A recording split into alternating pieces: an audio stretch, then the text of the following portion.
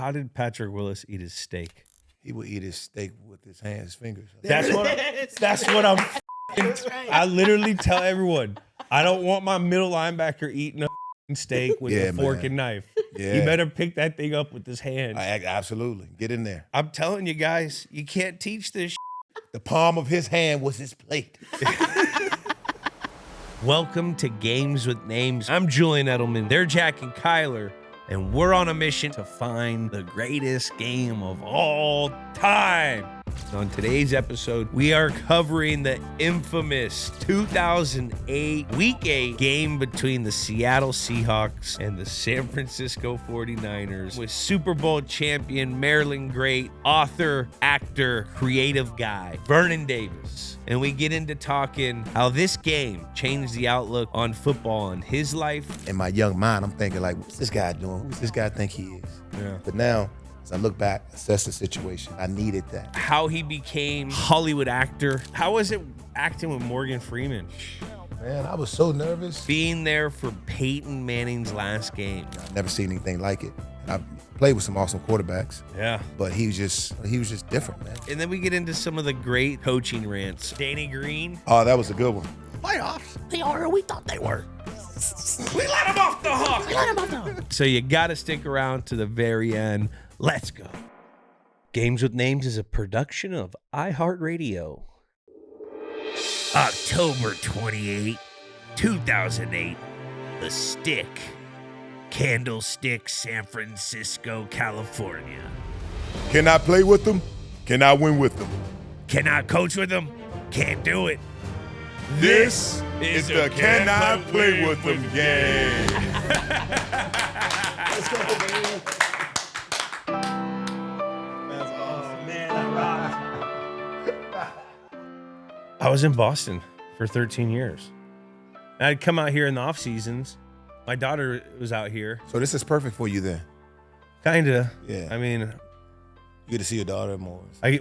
she's here every Monday, Tuesday, Wednesday. So like now that's great, but That's awesome. you know, it's just It's awesome that you have a, I didn't know you had a kid either, so that's cool. yeah. That's cool. It's been, It's a lot, but It's a lot, but it's especially a life-changing. daughter, man. I God know. dang.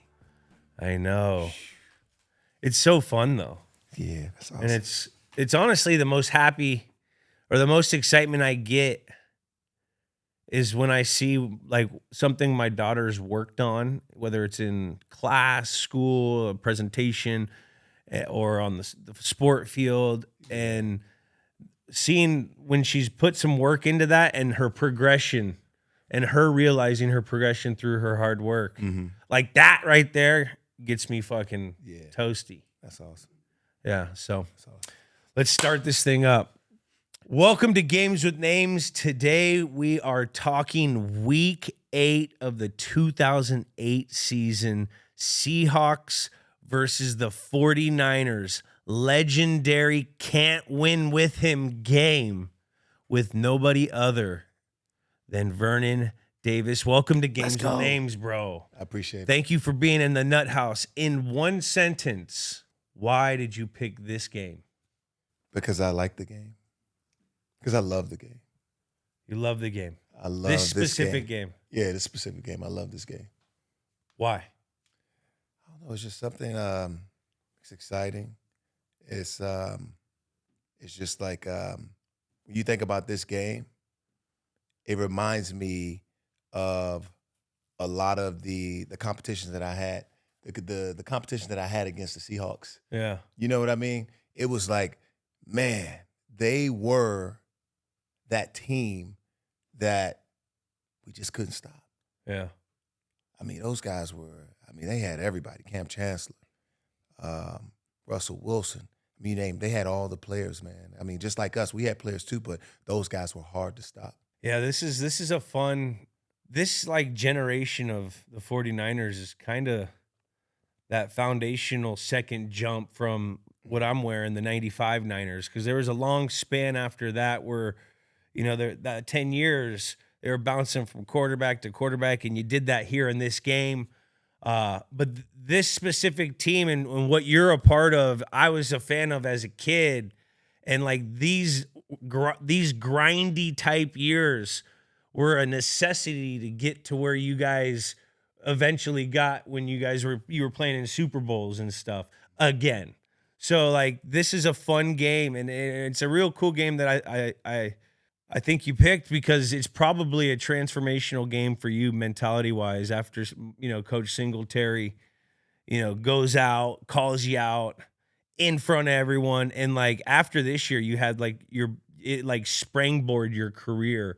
Was this that turning point in your career? You talking about just being weak, just the week? Yeah, the week of that game. Well, this is after this game is when he kicked you out. Yeah, I don't know, man. It was just I would say that it was I'd say it was a turning point in my career because if you think of a young man coming into this league, I mean, you think you know all the answers, but you don't until your career starts, right? Because this game, I mean, there's a lot that goes with it. You're not on a university. You're in a space where anything can happen.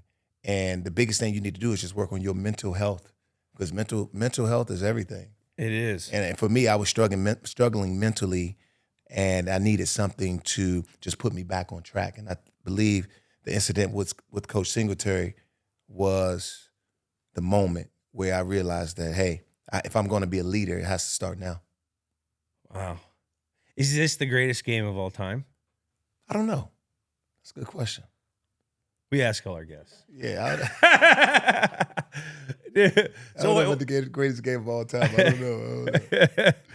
What's life looking like these days? For me, I just focus on the creativity from producing films to acting, music. I recently bought a farm. Yeah. Focus on my horses, riding horses, trying to get better. Yeah. But and family, man, that's the key. I think that's the key of life. Just doing the things that you love and the things that make you happy. Tell us about this farm. What is this farm? We were talking about it before the show.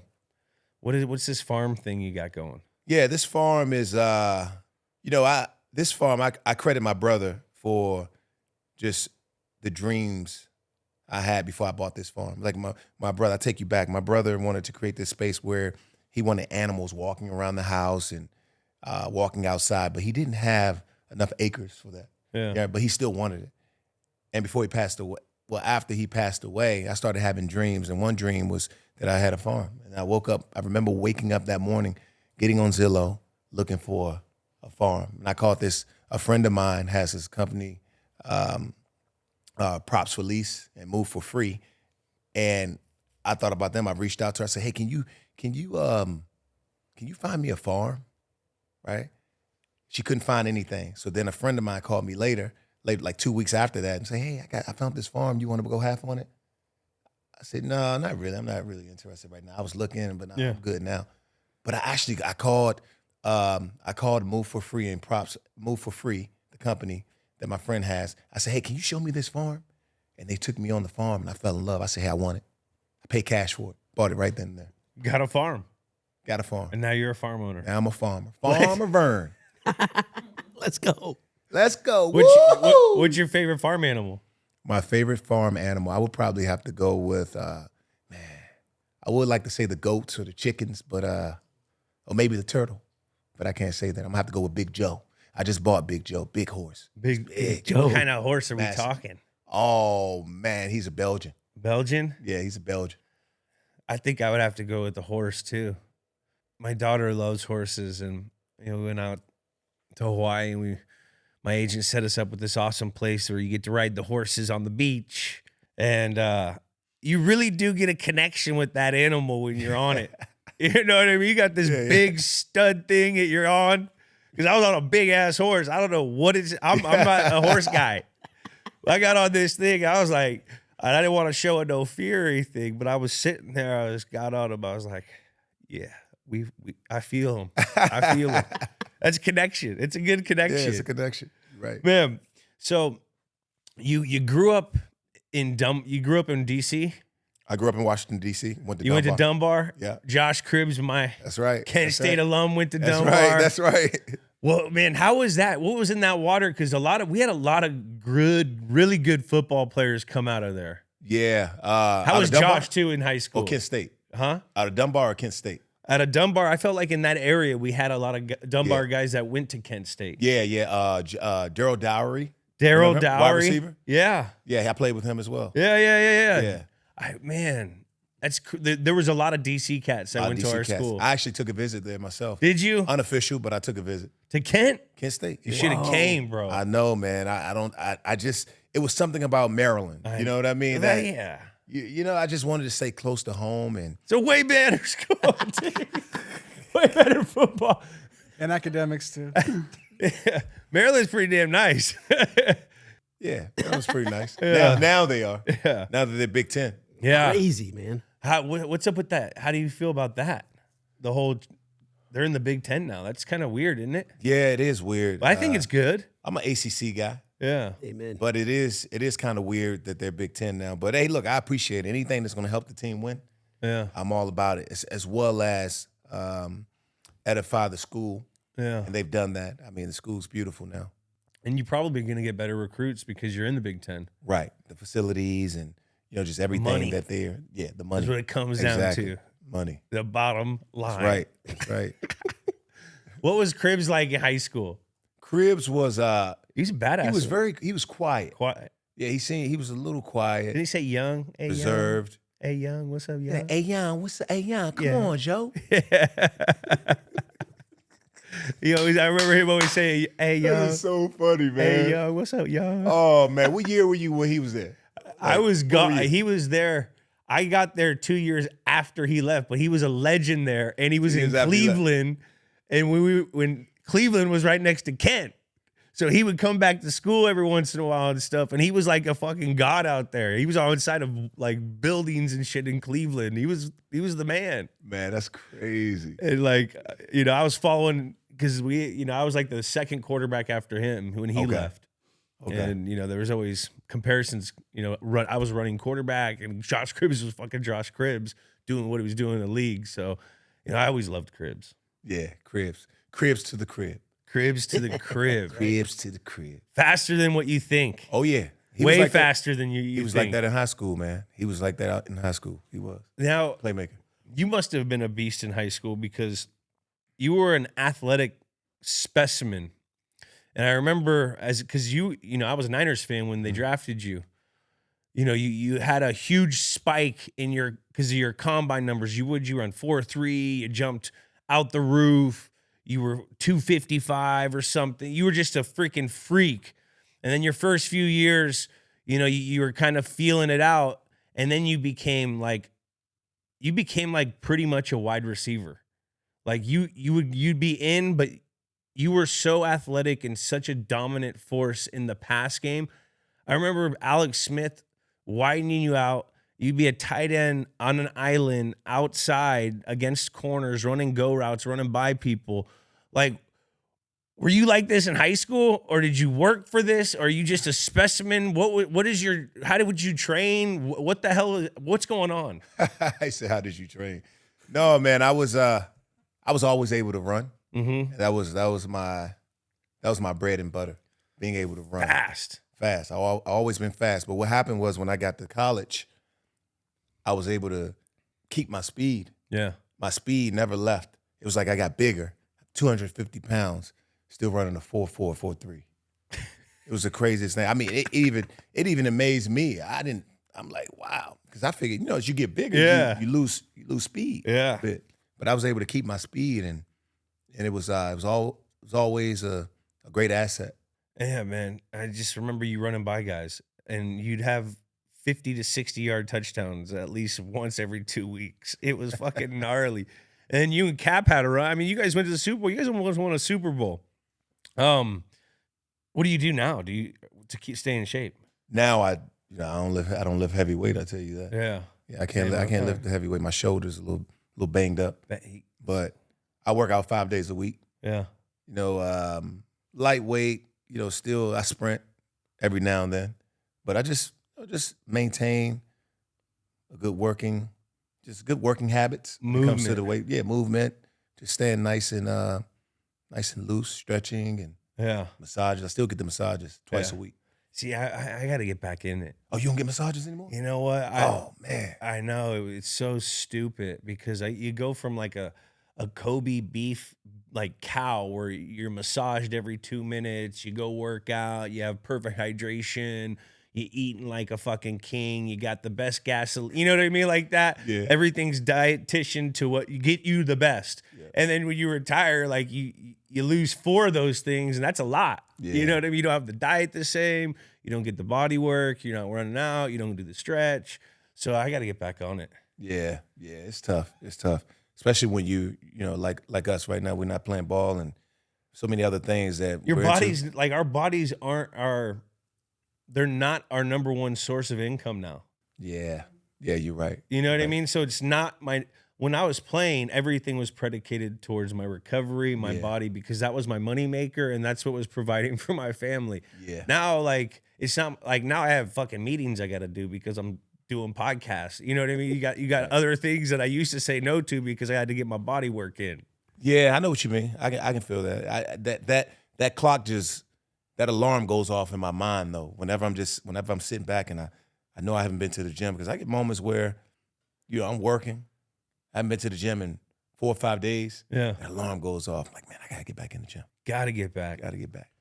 Well, let me jump in real quick. I've got a question for you, Vernon. Before we move on from that combine, it was a pretty kind of viral moment before viral moments were really happening when you ran that 4.3 in the combine. Can you talk a little bit about what it was like in Indianapolis and then what kind of opportunities happened or things happened in between the draft and the combine? So yeah, going from well, I left Arizona. I was training in Arizona before the combine, and athletes performance is where it was. Between that time and going to the draft, it was like I just kept hearing that song by Eminem. You only get one shot. Do not miss your chance to, you know, opportunities come once in a lifetime. That song just kept going off inside my mind. Then when I got to the combine, I started listening to that song. And I knew I was only going to get one shot. And if I didn't capitalize on it, that was it. Because being at Maryland, you know, I was up for the Mackey every week and things of that nature, but they didn't talk about me much. It was always Mercedes Lewis. He was, you know, he was the big shot when it came to the tight end position. Yeah. And I knew that I had to go to this combine and I had to outperform everyone. And I did. And in between that time, after I had my performance and getting drafted, there was my agent was coming up to me. He's like, you got a shot. You got a chance to get drafted in the top 10. Top 10. It's always top 10. But I would go to these meetings and I started meeting with these teams. You know, you meet with the teams and things of that nature. And I met with the Jets. And I knew they had the 4th pick. They had the 4th pick in the draft. I said, I'm about to be top 4. I'm about to be top. And they loved me. I mean, we sat there, we watched film, and they were talking about how they were going to utilize me at the position. I just knew they were going to take me. Who'd they take? DeBrickashaw Ferguson. DeBrickashaw Ferguson. Not a bad pick. I put my head in the table and said, oh. You wanted to be in the Big Apple? You wanted to be in the Big Apple. I wanted to be in the Big Apple. You make it here, you can make it anywhere. Oh, man. You make it here, you make it here. That's You can right. win on the Jets. You can win Oh, anywhere. man. I mean, DeBrickashaw Ferguson he was a really good football player for a very long time. That's right. So like they didn't miss on like not getting, because he was a cornerstone of that organization for a while. He was good. Even at UVA, he was very talented. You could have Vernon Yeah, Davis. Vernon. You imagine Broadway Vern? Freaking Jets. Broadway Broadway Vern. Vern got a nice ring to it. He got Broadway Vern over here, man. I like that. Oh, man. Yeah, but you wouldn't have those division rivals against the Seattle Seahawks. And you wouldn't. I'm in the same club getting that hit from Cam Chancellor. How about that hit? Oh, man. I can still feel it. I can still feel it. Can you still feel it? Oh, you said it. I just turned my head. I felt that explosion before. Wait, Legion of Boom. Legion of Boom. Man, that dude can hit. Yeah, he can hit. He hit you Physical. Very physical. and Fast. smart. Yeah. He was like, he reminded me a lot of Patrick Willis. I mean, when I think of Cam Chancellor, I think about Patrick Willis. Yeah. I mean, those guys are just physical. Physical. What about I remember when we played them in the Super Bowl, and I've only competed against them a few times, But I just remember him always being like a pretty respectable like gentleman on the field. Like he'd whip your ass and he'd let you know, but he wouldn't talk shit about it. He's like he was like polite with it. He's like good rip, young fella. Yeah. You know what I mean? Like, do you remember that about Cam? Or Yeah. He was very polite. He was like he never talked. He was very just like focused, locked in, focused, possessed. I mean, I can only imagine how much force was in between you and him. Like, because I remember hitting him, and if he felt like a stumped tree, like he didn't move, like I had to go get the force on him. And like you are a fucking, I would never want to be in between that. Yeah, You might get crushed. What about how about Patrick Willis? Patrick was he was one of those type of guys. So he talk if he needed to. Yeah, But he was kind of like one of those guys. He's always locked in. He was on a mission. He was always one thing I knew for sure is that when it came to game day and it's time to play, Patrick Willis was one of those guys that was going to bring it. yeah. You didn't have to worry about him. Now, how did Patrick Willis eat his steak? He would eat his steak with his fingers. That's what I'm fucking. I think I remember That's Patrick. right. I remember going into that. Hey, you see what I literally tell everyone.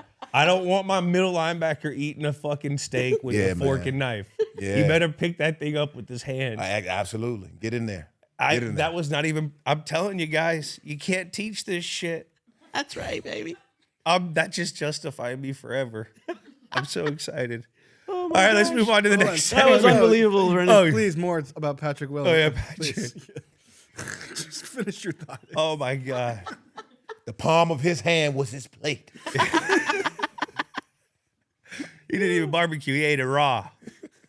No A1 over here. Now, we'll be right back after this quick break.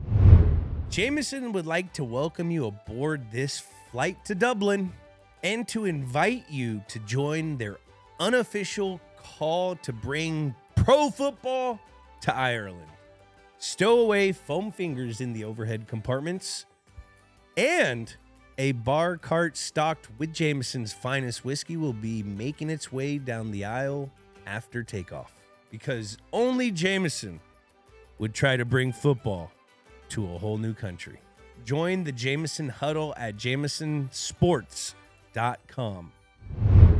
Let's go back to around October 28, 2008. This is a segment where we'd like to talk about pop culture around the game, and the number one movie was High School Musical 3, senior year.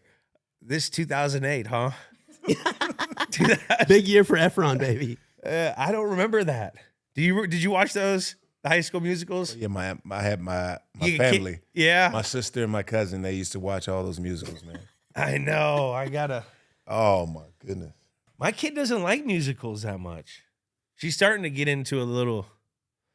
Number one song, Womanizer by Britney Spears. You listen to Brit?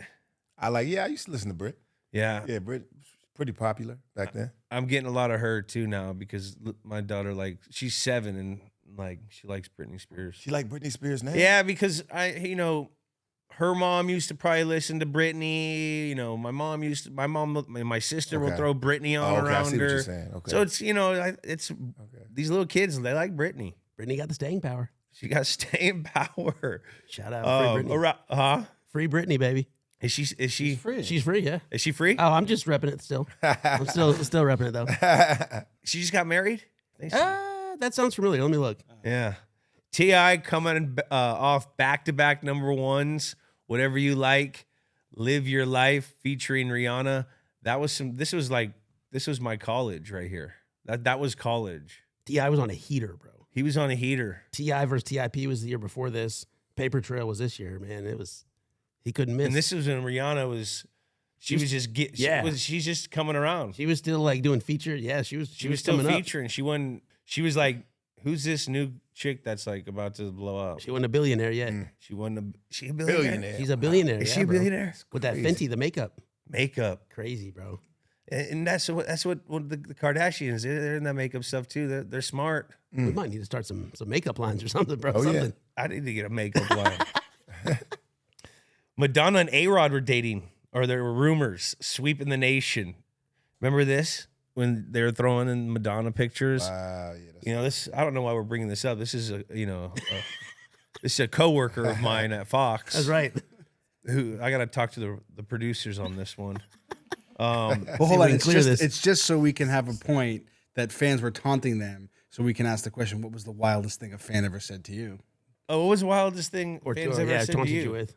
The wildest thing. Wildest. Can I say anything? With you? You can say anything. Can you fuck my wife? Can you F my wife? That's wild. Wow. Hey. Wow. I looked down and said, no, sir. I don't get involved with that kind of stuff. What city? I don't get involved with that kind of stuff. Was this in San Fran? Was it San Fran? Wow. home game? Hometown. Home game. It was hometown. Yeah, that was crazy. Wow. I remember that. I vividly remember that. That's something that will never leave my memory. That is awesome. Oh my Now, is this gosh. like the crowd and it's coming out of a crowd, or is it like a one-on-one kind of conversation? No, we were going, there was training camp, and then we have the fans come into camp, and I'm coming in, I'm walking down signing autographs. It's got Vernon, can you, my wife? Oh my. It's like, no, sir. Dude, that's like a week 10 type question. Preseason question, man. Those are the real fans that are going.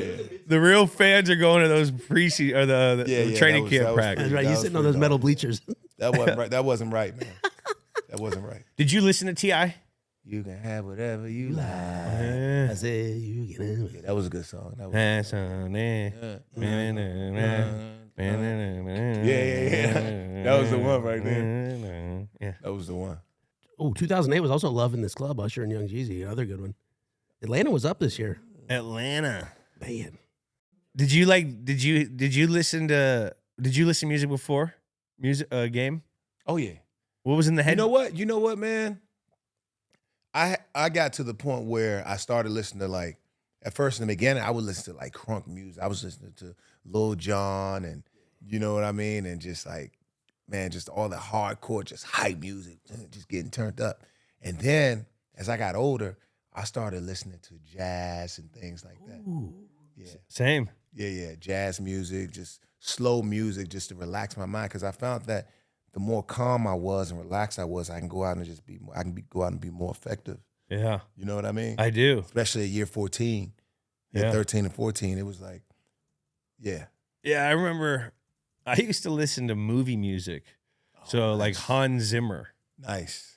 And like you'd listen to like the Inception or Oh, the Interstellar nice. Yeah, soundtrack. And like I liked that kind of music because it was like low key, but it allowed me to visualize my game plan. I didn't want lyrics. I wanted to think, but I wanted something to help me think. Yeah. And so that's what I like. I like the calm music too, because you get too hyped up, you don't want to blow your load. First drive. You know what I mean? You got this ain't a sprint. This is a marathon. It's a marathon, right? You know what I mean? The calmer you are, the higher, the better you can get through the highs and the lows. Yeah. You know what I mean? Absolutely. Saw 5, Zach and Mary make a porno. Secret Life's a Beat.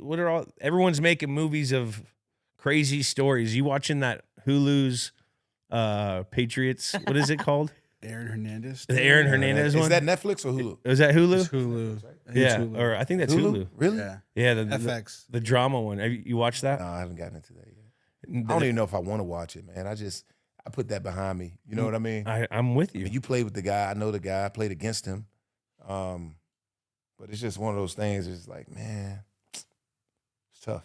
It is. Tough situation. I'm with it, but there's been some really funny clips that come out Yeah, like all like the behind the out of these scenes. shows because they have Belichick. people that are acting as like, there's a guy that acting as Gronk in the show. There's a guy that's acting as Belichick in the show. They have some little white dude looking unathletic as fuck playing me. So they have Noodle arm. they have all these guys. That's hilarious. I got to go watch it now. Let me go check it out. I got to see this. Just watch the clips. You can see the clips on social. This is funny. But who would play you guys? Those late 2000 Super Bowl Niners. Who would play you in one of those shows? Actor. I don't know who would play me. Man, they might have Morris Chestnut playing me or something. I don't know. Heck yes. I don't know, man. You can play yourself. Always a good one. Yeah, that would be interesting. You act. You can play yourself. You haven't aged. You know what? Yeah, maybe. Oh, thank you. I appreciate that. Dude looks young as fuck. Maybe I could play myself. Talk to us about your acting career. Like, how this is really cool. You take a lot of pride in it. You got a movie Plan B coming out. You were talking about your other movie that Please Don't Feed the Children. Please Don't Feed the Children. That was at what? Made it to the film festival. Yeah, how was that? Teachers. It was great, man. It was awesome. We had a lot of good feedback. It was pretty cool getting out of the car and no one knew me from football. Yeah. They just had my pictures, my headshots printed out. It's like, Vernon, can you sign it? Vernon. I mean, some of them didn't speak English. People from all around the world who love horror movies. It was dope. I thought I was like, man, this is amazing. That's got to be amazing on your part because you've done such a great job in your football career to where you're doing something else and people are recognizing you for that. That's very inspirational for all the other guys in the leagues. Mm-hmm. That's pretty cool, man. Now, how'd that transition go from football to what you're doing now? There's a lot of correlation between football and when anything in the creative space, whether it's music, acting, dancing, whatever it is, it's the preparation. The preparation is the biggest part. And I tell this story, and I believe I talk about this in my book, but I tell the story about the things that I did before game day. Yeah. Like catching, getting on the jug machine, and just standing in front of that machine and those balls. You know how those balls are coming out fast. And I would catch 200 of those balls after every practice consistently. And what I do now is before I go in front of a camera, and I might get a month, 3 weeks, but I'm making sure that I'm super prepared before I step in front of that camera, just like game day. Yeah. Right? And that's the preparation that goes into it. You should be able to do anything that director tell you to do. You should be able to do it because you're well prepared. Yeah. What's your dream role? My dream role is to play a superhero. Maybe I can be the next Thor. I can be the next Thor. My name is Thor. How are you? Hell yeah. So you want to be in a Marvel movie? I would love to be in a movie. Oh, that'd be awesome. Yeah, that'd be awesome. Are you a big comic? You a comic kid? Yeah, I love comic. I've always been comics. I used to draw my favorite characters, cartoon, whether it's cartoon characters. Who's your favorite character? What character? Just cartoon or whatever? In Marvel. Marvel? I'm gonna have to go with Ant-Man. He's a Marvel guy, right? Yeah. Ant-Man. He's a new character. Paul Rudd. I like him. Yeah. I like Ant-Man. I'm kind of like one of those guys. I like the new characters. Yeah. You know what I mean? I like those new guys because we can easily go with some of the older characters, but the new characters are like it. I feel like they're going to be around for years to come. You know what I mean? We had like a lot of the characters like Superman, Batman, and I was always a DC kid. Oh, really? I loved Batman, Bruce Wayne, and then I was also a Ninja Turtle kid. I like Ninja Turtles. Nice. Oh, I love Ninja Turtles too. That was our DC shit. or Marvel. Anything that has to do with like a superhero, I want to be a part of that. Yeah. I think that would be really cool, man. Spider-Man was always that'd cool. Be cool. That'd be dope. Man, how was it acting with Morgan Freeman? That's gotta be legendary. That was amazing, man. What'd you take from his professional, like in the profession, like because you guys are working, like you're kind of. Did you feel like a rookie in front of a vet? Man, I was so nervous. I mean, like I'm about to work. Like first of all, I don't even know how I got the role as a serial killer, right? I'm like, man, how did I get this role as a serial killer? That's a tough job, man, because you have to play a serial killer, especially someone like that. I mean, this character's from South Africa. He's harvesting body parts, and he's selling it to corporate America. There's guys who want to feel like they want to be powerful, right? They go to this character named Randoku. So I'm like, man, what am I going to do to separate myself and just, to show that I did the work? That's what they say in acting, do the work, right? The work is what we just talked about, being prepared. And there's a lot of different things that go into creating this character. I mean, you got the backstory, paraphrasing, the emotional attachments that go to these lines. And every line is different. You want to feel the emotion put the emotion behind those words. Yeah. The words really mean nothing without the emotion. Yeah. So I learned the actual language. As players, that's what we do. What language? Zulu. I got on Instagram. Yeah. I found this girl who lived in South Africa, and she taught me over WhatsApp. Wow. Yeah. So Morgan didn't know I learned it because he didn't learn anything. Yeah. But I learned it, and the scene that we had, I Did turned you have around. that? Do you have an accent? Yeah, I had an accent and everything. I had an accent. I had learned the language, everything. Did you work with an accent coach? Yep. I had a dialect coach. That's tight. That's putting in the work. It's putting in the work. Put in the Hell work. yeah. And as football players, that's what we do. We put in the work. Yeah. So I mean, I felt like, I had one opportunity to show that I could do this, and that's what I did. I put the work in, man. Just did it. That's awesome. And how was Morgan Freeman just being in the same set with Man, him? he was awesome, man. I had a scene with him where I had to turn around and walk up to him, and I just kind of dropped the knife like this. But he looked at me. He said, "You know what? Everything's subtle. Just here, try this. Look at the knife, and then look at me. Then let it go." He said, "Try that." It was a slight little change. And I did it. It was a great choice. Gee, pro. Bro, yeah, it was a great choice. I mean, this, you know what? No choice is. Every choice you make is going to be good, but there's choices that you make and you be like, wow. Yeah. As a director, someone who's in the film industry, they can look at it and be like, wow, that was a great choice. There's choices. You get chance to make choices. And all those choices are to determine one thing: truths or lies. Exactly. Can you believe? Is this happening? This happening. is real. Yep. This is fucking real. Exactly. Nah, I don't believe it. That ain't it. Suspension of disbelief. Yeah. That's fucking awesome. I get it. I've done a little bit of acting here and there, and I work with the coach, and it's a very, very skillful technique, and it's very hard. You got to be able to really open up, and the lines. You got to remember the fucking lines. You gotta get to a point where it's a lot. What's one teammate of yours that would be you're like, yeah, he could act? Through the years, I'm gonna have to say AJ Francis when I was at the Commanders. He's doing wrestling now.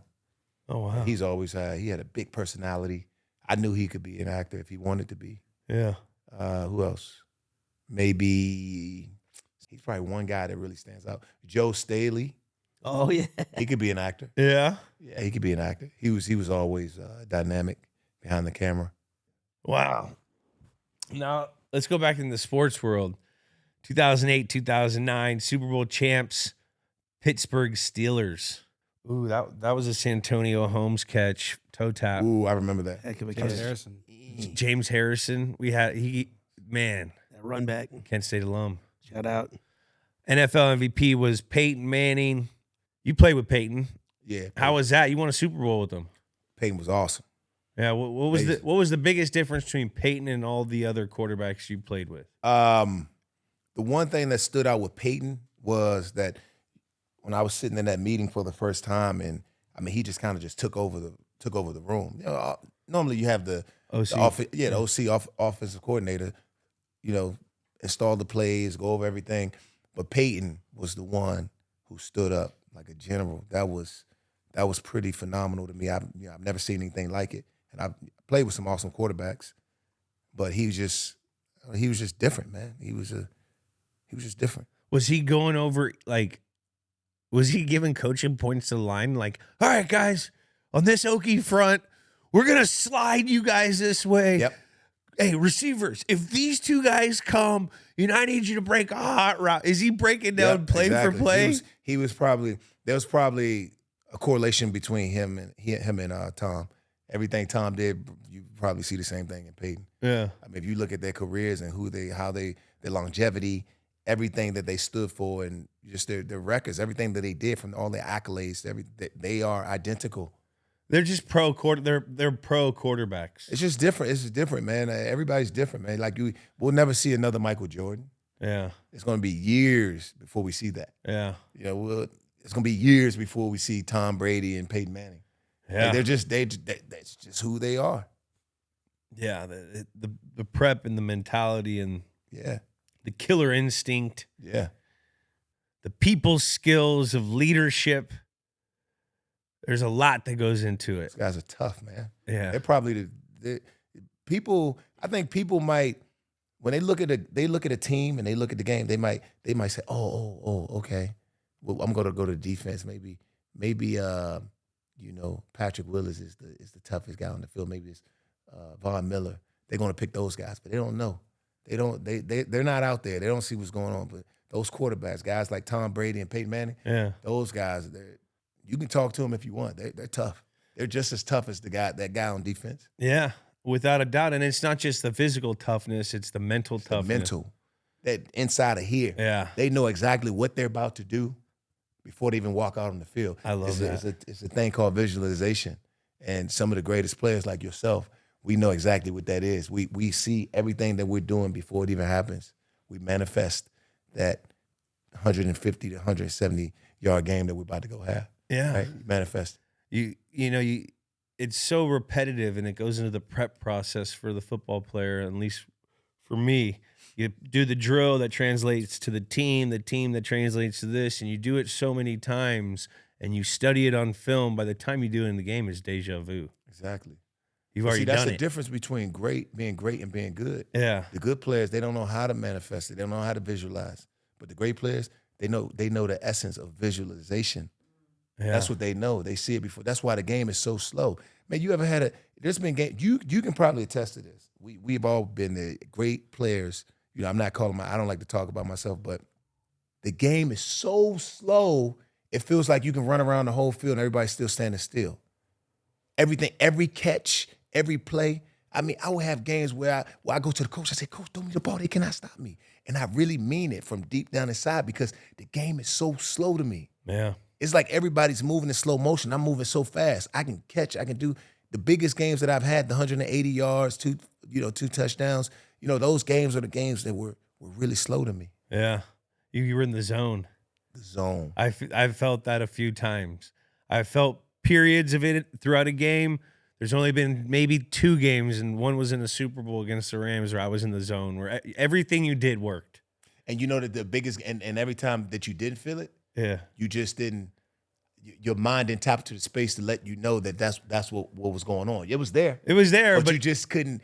It takes a certain moment or a certain time for you to really, I don't know what it is. Like you said to me, I've only felt it 2 to 3 times in my whole career. But you've been there. For a whole game. You can't get there unless you're in that state. You can't have those type of performances unless you're in that state. Yeah. But it's something that's letting you know, it's opening up your mind to say, this is what's happening right now. Yeah. This is what's happening. It's an amazing feeling. It is. It is. It's like that scene in Caddyshack where it's raining, the guy's playing his best game of golf ever. And he ain't letting that thing go. Yeah. There's lightning. He's gonna get struck. It doesn't matter. You're having it's just going right. Yeah. It's just going right. Man, how about Tom Brady he got injured this season opener. That's when he tore his ACL, got a rule in place for him. A lot of the quarterback injury or the quarterback rules. Roughing the passer is probably because of that injury. Gerard Mayo won Defensive Rookie of the Year. You watching football at all right now? Yeah, a little bit. Yeah. What do you think? You hear what Mayo said? What did he say? He called the team soft. That's crazy. Yeah, but it was. I think he was including himself when he said it, because in that building they've been preaching for years. You got to be a tough team. You got to run the ball. You got to stop the run. You got to cover kicks. They gave up a boatload of yards in run game that game. They couldn't run the ball, and they gave up a punt return for a touchdown. So I think he was trying to put a spark on the team. Okay. But, Well, see, that's one thing I had to say. I applaud him for that. And if he's putting himself in that category, it's always we. It's never you or them or, if it's us, the way you change your words is huge, man. You know what I mean? Yeah. It's not what you say, it's how you say it. So if his intentions were in that direction, then I would applaud him. Yeah. I'm giving him the benefit of the doubt. I play with him. He was a good dude. I think he's just, they've been preaching a lot of shit in there, and things are going south right now. They're banged up everywhere. It's tough to lose. How is it like? You've been on some of those teams early in your career with the Niners. How do you as a player, if you're getting your ass beat every week, how do you keep your mindset? Like, how do you keep your sanity? I think it's extremely hard, especially when you're losing, and you can go. It can be 3-4 years of just losing. Yeah. I mean, when you just get tired of it, it's like you're tired of it. But that's when you have to understand that everyone feels that way. How can I be a leader and get my message across to these guys in a way that they can step their game up or just come together and just play as one? Yeah. Because that's when things go south, when you're not playing as one. I think a lot of people also, like, you got to focus on just improving, like, whatever you did last game.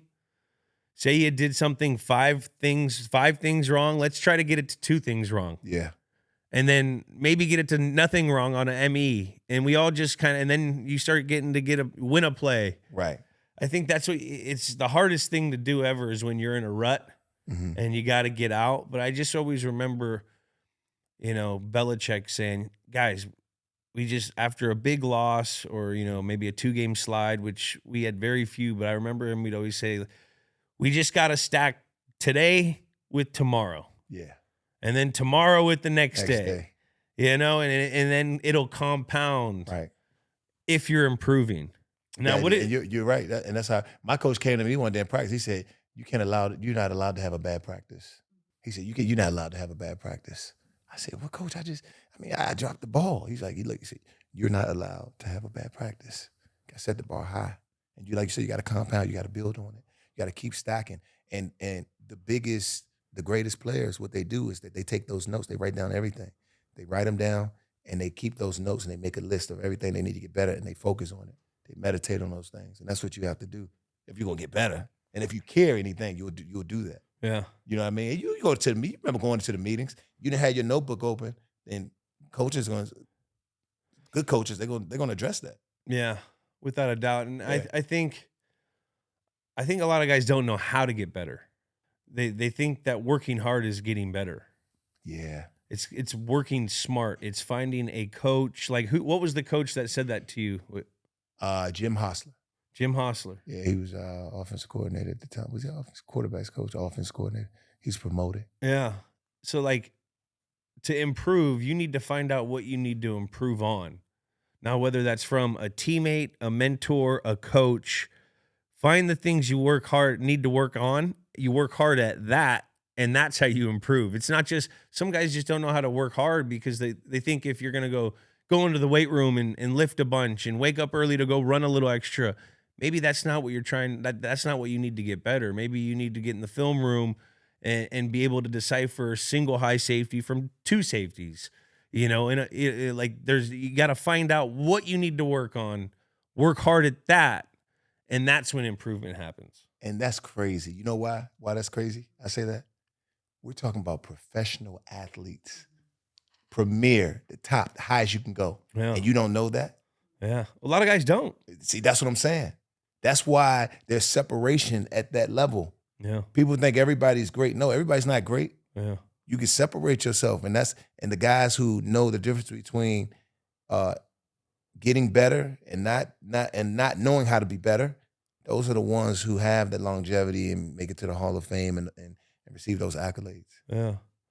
Now you go from, there was talks that USC could beat some of those Niners teams back in those days, to going to a Super Bowl with San Francisco, losing. Mm-hmm.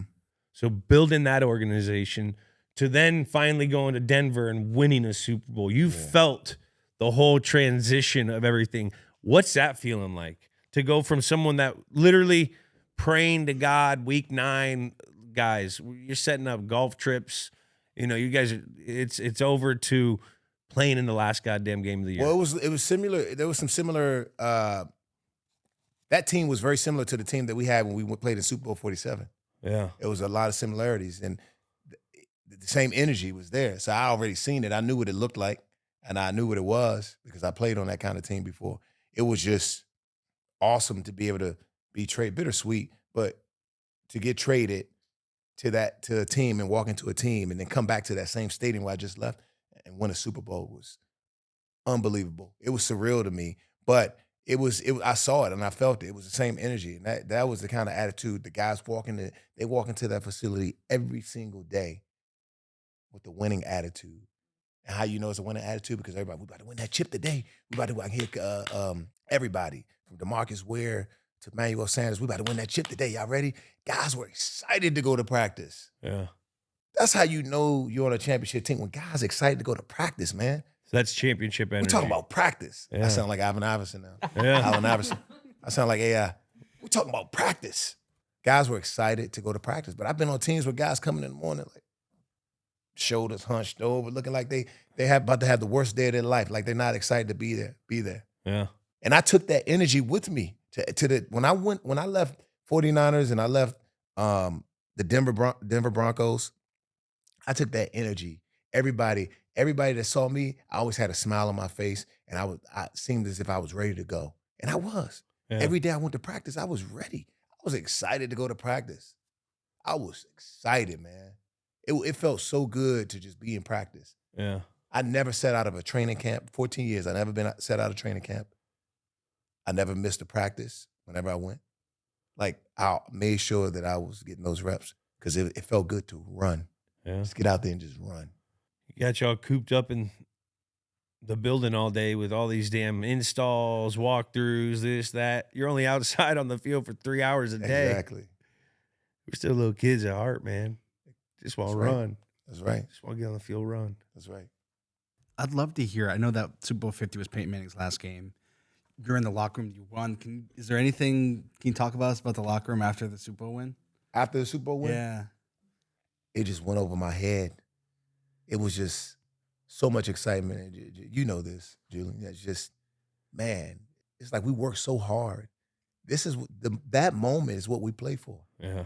And to go through so many ups and downs, the ebb and flows of those games. I mean, there's games that you expected to win that maybe you didn't win, or you just standing there on the sideline holding your brother's hand and crossing your fingers because you know how important that game is and you have to win it if you're going to make it to the championship. And just thinking about all that, all the sweat you put into it, and you start to think about when you were in high school and college, and I get a chance to play in the biggest game there is and do it over and over and over like you had a chance to do. Man, there's no better feeling than that. Everything that you get, all the accolades and the opportunities you get after football, you deserve it. Because you work so hard, man. You work so hard to be where you are. You deserve everything. Because you don't make it. I mean, there's guys like Takeo Spikes who play for years and never get a chance to win a Super Bowl. Yeah. I was always, after the game, I was exhausted. It's like it's the first time you can relax in a long time. Like, as soon as you sit at your locker, there's no thinking about next week, how your body's feeling. There's no more practice for a while. You sit and you look at all the staff. You go they're all excited. Like, all the people that help you get to where you're at, the training staff, the equipment staff, the guys that are doing your freaking laundry, like, everyone's in there, and everyone's just like, we can relax.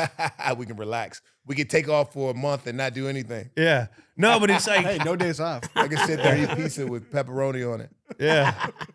But That's it was living. like the ultimate, like, it was just but that's like almost the best thing in the feeling in the world. Yeah. Is when you don't have to think about anything and you can just sit down and just say the job is done. The job is done. The job is finished. Job. And you can just sit back and you can have a drink tonight. Yeah. Because you ain't playing next week. You know what I mean? Playing that You parade. can go fit. skiing. You can go. You get on a snowboard. You can do something. Yeah. That's yeah. That's yeah. it. Oh, Bam. All right, Jack, you set the stage for these Seattle Seahawks. All right, let's talk get about in the game. these 08 Seahawks. Bit of a regression year for a team that had won the division 4 straight years. Only a couple years coming off a Super Bowl that when they lost to Pittsburgh. Sean Alexander released before the season. Team went 4-12. This was the last season of the Mike Holmgren era. They're eating that cap for Sean Alexander. I Yeah. bet they probably didn't have any money because he got a big contract. Like, remember he was on the Madden cover? Yeah. That was, man, Sean Alexander was like, I loved him. he was a god, man. Oh, in he that was era. amazing. Oh, yeah. He was Beast. big, man. fast. Went to Washington and Just played one more year. This was his last year in the NFL too. An injury-plagued season. Hasselbeck tweaked the disc in his back, then his knee, then had a helmet-to-helmet hit. So he was dealing with all sorts of things. He was out most of the season. Charlie Fry My was boy. in the QB room. Your boy, baby. Charlie Fry, Mac Daddy. C. Fry. What's up, Haas? So Charlie Fry went to Akron. He went to my rival, and he was like, I played quarterback in college, and when I changed positions, Charlie Fry took me under his wing and like would throw to me. He was playing for fucking the Seahawks this year. That's crazy. You know what I mean? He would throw to me at a rival school, and and he was awesome. That's Now Mac Love, where's he at? baby. Florida. He's at Florida Atlantic right now. Atlantic. He's the OC and quarterbacks coach. Wow. FAU, baby. Let's go. Bringing the boom down there. I love it. This was a team that also had the likes of Seneca Wallace. What a cool dude he was. Beast. Same agent. We had the Same agent, baby. Deion Branch. Deion Branch. Deion. Big Walter Deion Jones. Branch. Deion, baby. You know Dion at all? Yeah. What's up, Dirty? That's all he say. Hey, what's up, Dirty? You got Josh Cribbs to say, what's up, Young? I was just thinking that. And Deion Branch would always say, what's up, Dirty? I like mixing it up, baby. This isn't Bud. This isn't Chief. Hey, This you isn't, funny, man. It's true, Hey, though. that's hilarious, man. Oh, my goodness. oh, man. But yeah, this snapped that division win streak and missed the playoffs this year. And then let's talk about these 08 Niners. Let's go. 7-9.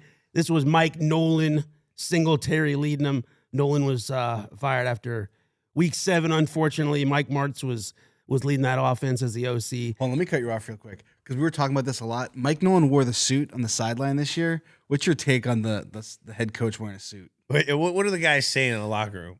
I wouldn't necessarily think that a head coach would have to wear a suit on the sideline. I just don't think it's needed because you want to be comfortable. You're out there calling plays. You're moving around. It's just not. It's unnecessary. I'm with you. I like it. I like the shirt and tie under a sweater, What is like it? the Mike Dicker, the Jim Tressel. Yeah. What is this? Fucking Sorry, we were just talking about it all week prepping for this Give game. me some Lombardi, Keep Vince going. Lombardi over here. Give me some Monarchs and a baggy Some polo, Hank Stram. baby. Let's go. That's all a coach needs, baby. This was still at the Stick, man. Playing at Oh Candlestick. my god, I never got to play there, and I wanted to. I grew up going to that stick. Man, what was it like playing there, Vernon? It was a shithole, Oh, I but, love the stick, man. it was like the It's grass nothing was like the great, was stick. it? The grass wasn't great. I heard it was. Danny Amendola always said the grass was great. He liked No, it. I thought the grass was awful. Was it? Yeah. The grass was awful, Well, man. Danny is light on his feet. You can see on Dancing with Yeah. the Stars every Wednesday. I know Danny is Right. dancing light on his feet on that. There's nothing like driving into Candlestick. That's the one thing. I grew up a Niners fan. When they went to Santa Clara, you're not in the city. Like when you went up into Candlestick, the fog's right there. You're right on the water. You got Hunter's Point right there. I mean, it's just like you're coming into our house. Like I feel like you lost that when you're driving into the driving lot of Great America Park. Yeah, it's not the same. It's not the same. It's not the same. And the weather was always kind of a thing. It's totally different. It's like hot Yeah. in Santa Clara. I'm gonna tell you the truth. I'd rather stay in Candlestick. Yeah. Tell you the truth. Just the tradition, man. You take away the tradition with Jerry Rice, Joe Montana, and all those guys. Just the history, those Super Bowl wins that they stacked up. It all happened from there. That was the foundation. That was their home. Yeah. So it was, as I'm coming in, I'm getting drafted. I'm looking around, like, wow, this is crazy. This is where it all happened. Wow, it was amazing. Yeah. But now I can't do the same. I don't really have that feeling when I walk into Levi Stadium. Yeah. Damn, yeah. How much were the 49er the vets like Montana, Steve Young around the organization when you were there? They didn't come around much. I didn't see them much. Yeah, I didn't see them much. I think a lot of times with these organizations, with the older guys, I think sometimes they can feel underappreciated because they're not getting paid. You know, most of the time these organizations, they want to give you $3,000 to $5,000 to come show up, and a lot of guys, they have a lot of stuff going on, so they rather allocate their time to the kids and their business. You know what I mean? So it has to make sense. You know, I've sat in on meetings, you know, whether it's with the Commanders or 49ers, and you know, they bring in the alumni and they ask them, they say, hey guys, what do we need to do differently? And the legends, they get a chance to, that's what they call them now, legends. They get a chance to voice their opinion. And that's usually the case if you don't see guys, Now that I know that, I can look back and I'll be like, okay, I see why Joe and Jerry wasn't there. It didn't make sense. It didn't make sense for them, probably. Yeah, I get that. What was this early stage of your career Niners teams like? Stressful. A lot of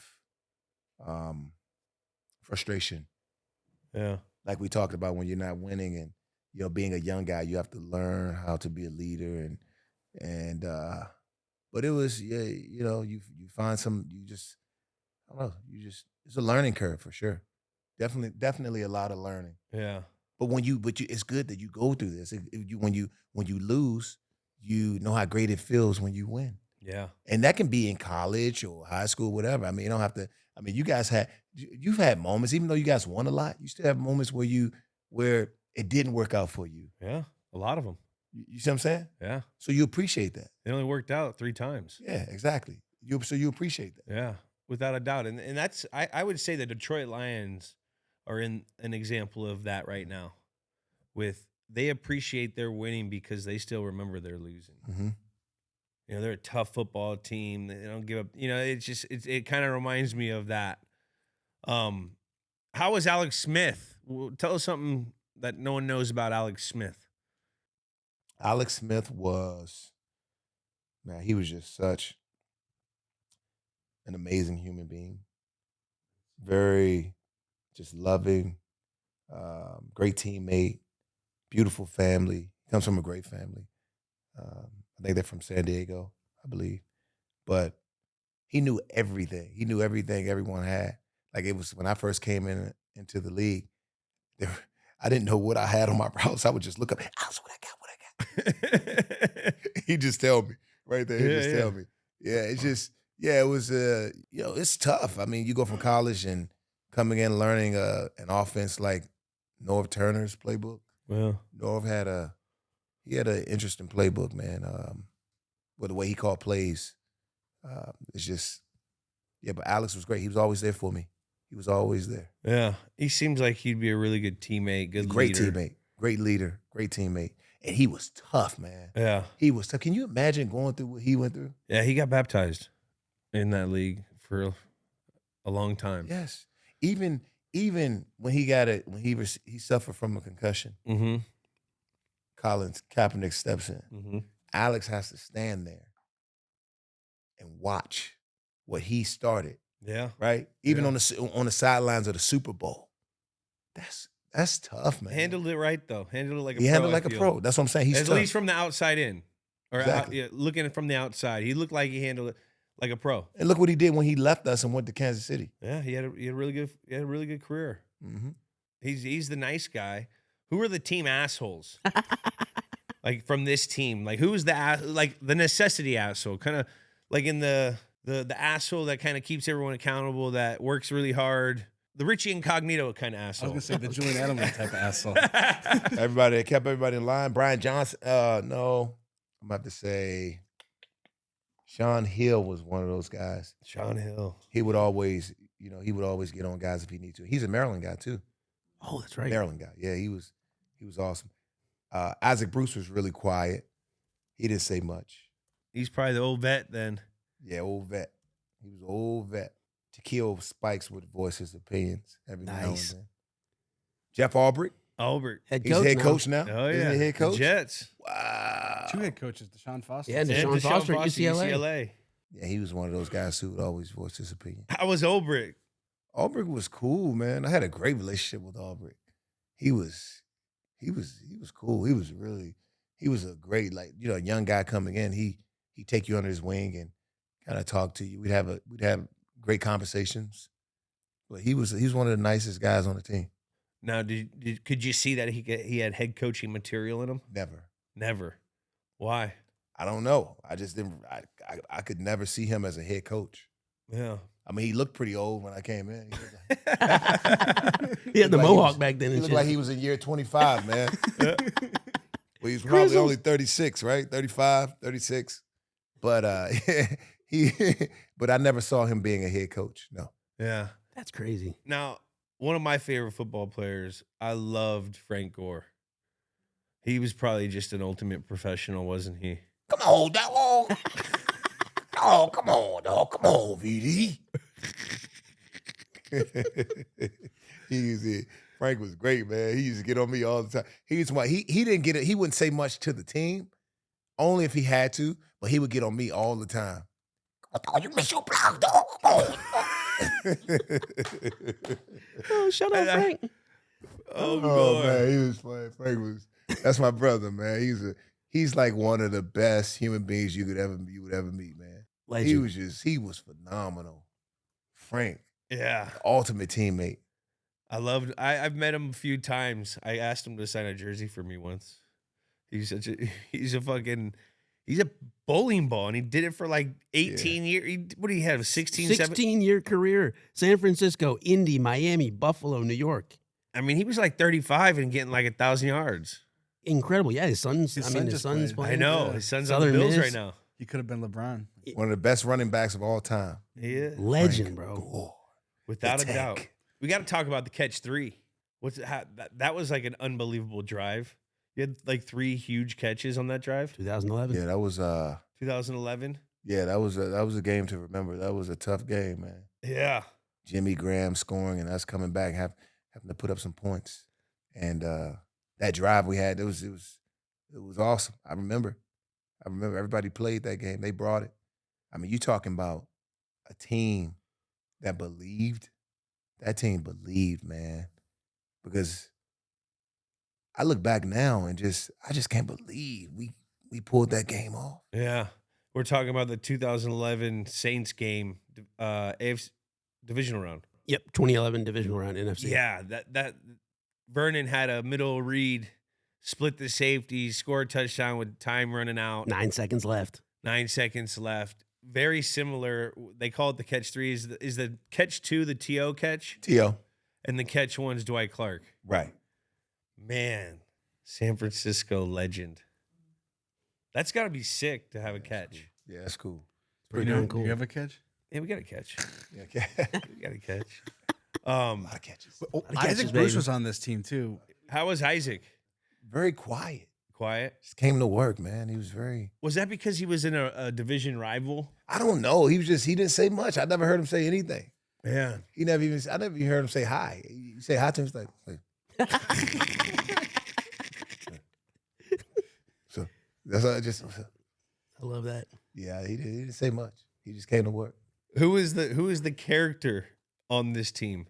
The character Yeah. Who's the funny guy that was making guys on this laugh? team right here. Yeah. Man, I'm gonna have to go with the guy Thomas Clayton right there, man, the running back. Why? What would he do? This That was dude funny. This dude was unbelievable, man. What the funniest thing he did? Yeah. You really want to know? Let's hear it. Oh my goodness. This dude goes to the head coach's house and picks up his daughter Oh. for a date. I said, "Did you go in?" He said, "Yeah." I said, "Hey, coach, how you doing?" He looked at me and said, "Hey, Tom." I said, "What?" I said, "Dude, you mean to tell me you went to take his daughter on a date and you went to the house to pick her up?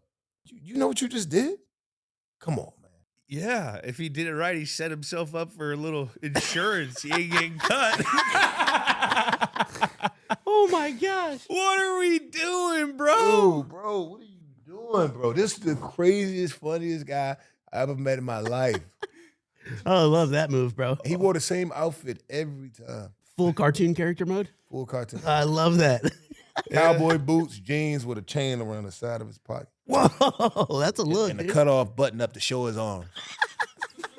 Can you imagine this guy? This is a character in a movie. What right kind here. of car? Like a truck?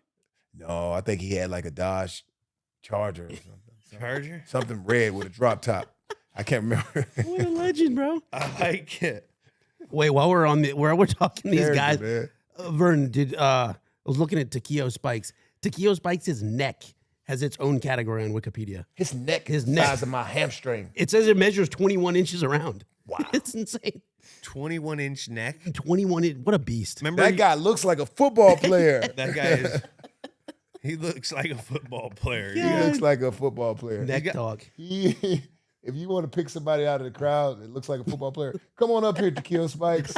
You fit the description. What a beast. Man. Oh my gosh. All right, let's get to the game lead up. This was Mike Singletary's first game as a head coach. Mike Nolan had just gotten fired after the Giants lost the week before.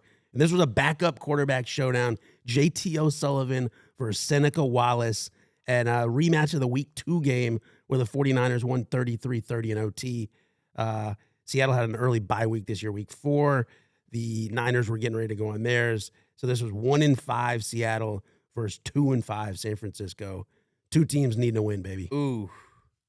What's the mindset going into a game with a new coaching staff? Like, what change? I've never been involved in that. What changes? Is there anything that damn changes? Because you guys have the same plays, probably same coaching. What goes into a coaching change? How are the players during this thing? Well, it depends on who the coach is. Yeah. Mm-hmm. Either pick your head up or put your head down. Depends on who it is. Oh my gosh. It's coaching change. It's like you can feel the energy. It's like it's almost if it's like there's a love and respect that you have for the coach that's leaving. You kind of feel bad for him. Yeah. It's like, man, you cultivate a relationship with the coach, and now another coach has to come in. It's like we don't know what's going to happen with this coach that's stepping in. Yeah. Because if he wasn't a head coach, how can he be a head coach now? Yeah. You know what I mean? We don't know what to expect. We don't know what we're going to get, but we do know that if you're a football player and you're someone who believes in this team and believes that we can win, you're going to rally behind this coach and you're going to say, okay, let's do this. Let's do it for this coach. We're going to get him going. Yeah. You know what I mean? Now, Singletary, first team meeting. What's that like? Is he just fucking? I could only imagine his tense. His eyeballs are fucking coming out of his eyes. No, he had everyone respected Coach Singletary. He had a lot. It was a lot of respect. Yeah, throughout that locker room for Coach without Singletary. a doubt. But he's an intense guy. He's an intense guy. We didn't know exactly what we were going to get out of him, but we knew he was no nonsense. No nonsense. You had to, every time you touch the field, you better be jogging, no walking. You know what I mean? Love it. Love your teammates, selfless, everything that you had to, that he wanted out of you, you had to be that on this team if you were going to stay. Now, what's your mindset going into this week of Seattle? Do you remember anything specific? I mean, coach just gets fired. Yeah. You guys are 1-5. Mm-hmm. First game with Coach Singletary, playing division rival, also dog shit right now. Like, what's going in to get you hyped up? Or, like, do you know it's already going to be a bad Sunday going into this game? Was the energy off? No, I was thinking it was going to be a great Sunday. I'm about to play with Sean Hill, my Maryland guy. And I felt like, especially Sean and I, we had a connection because we played on we're from the same school. Yeah. Heck yeah. And I know about him. I knew who he was. He was a legend at Maryland. But going into the game, I'm thinking we're going to win the game. Yeah. Of course. I didn't think it was going to go the way it did, but it took a whole 360 on me. Yeah. Took a whole 360. And a lot of it came from, it was just frustration with me and not winning, losing the coach. I'm like, man, this team, this season it's not going the way we expected it to go. We're still losing. I mean, we had a losing season my first year, my second year. It's tough. Yeah. Jack. Just to highlight this game a little bit. Bit of a slow start. Seattle gets up 6-0 with 2 field goals. Then Seneca Wallace leads a long touchdown drive to get him up 13-0. San Fran tacks on a field goal, 13-3, which takes us to one of the tentpole moments of this game, if you will. 44 seconds left in the half. The Niners are driving to cut it to 13-10. JT O'Sullivan throws a pick 6. Josh Wilson returns it 75 yards for a tutty. Vernon chases him down the length of the field, almost makes the tackle. He gets in the end zone. They go up 20-3 at the half, and that was kind of the straw that broke the camel's back, if you will, for Mike Singletary talking to Mike Martz on the sideline. And they pull him and go with Sean Hill in the second half. So, halftime, what's that halftime like? Do you remember that? Do you remember this like that? At halftime? Yeah. I remember pieces of it. Halftime was, coach was just, he was just looking at us with his eyes, like you said, big eyes, wide open. just like, guys, we gotta, he's like, we gotta stay in this thing. If we're gonna win this, we need to play. We need to play harder. We gotta do this. He's just like, just taking charge. It was It's a good Singletary voice. That is a really good Singletary. Yeah, he was just trying to win. Yeah. He wanted to step in this thing and improve something to the organization. You guys come out of halftime. Yep. Got Sean Hill in there now. Sean Hill's in. Mm-hmm. And take us through the unsportsmanlike conduct penalty. Because, this whole thing kind of baffles me because if you're going to get on with your star for not putting the team first for the whole penalty, he has to be doing a lot more than that for you to get on him like that. Because he just ran 96 yards and almost chased a guy down, so he's showing you he's not quitting. Mm-hmm. So take us through this unsportsmanlike conduct penalty and this whole thing. Yeah, it wasn't. I feel like at the moment, I'd say I was selfish and not selfless because I was young, and in my young mind, I'm thinking like, what's this guy doing? If I'm talking to myself, who's this guy think he is? Yeah. They brought me here to make plays and help this team win. I'm Vernon Davis. Why are you sending me to the locker room? I can help this team win. I don't need to go to the locker room. Who do you think you are? That's what I'm saying in my mind as a young guy coming into the league. But now, as I look back, assess the situation, Coach did me a solid. He did me a favor. Yeah. Him being there was a blessing in disguise because I needed that. I needed to have that moment of being benched and going to the locker room.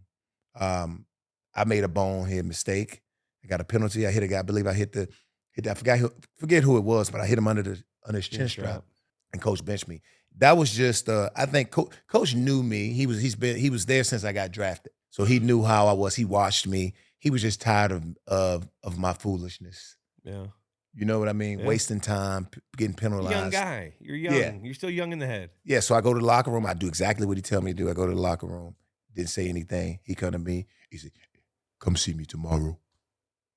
And I go see him after the game. I mean, I didn't know he was going to do what he did on television. I was at home laying in the bed with my kid's mom watching TV. This pops up.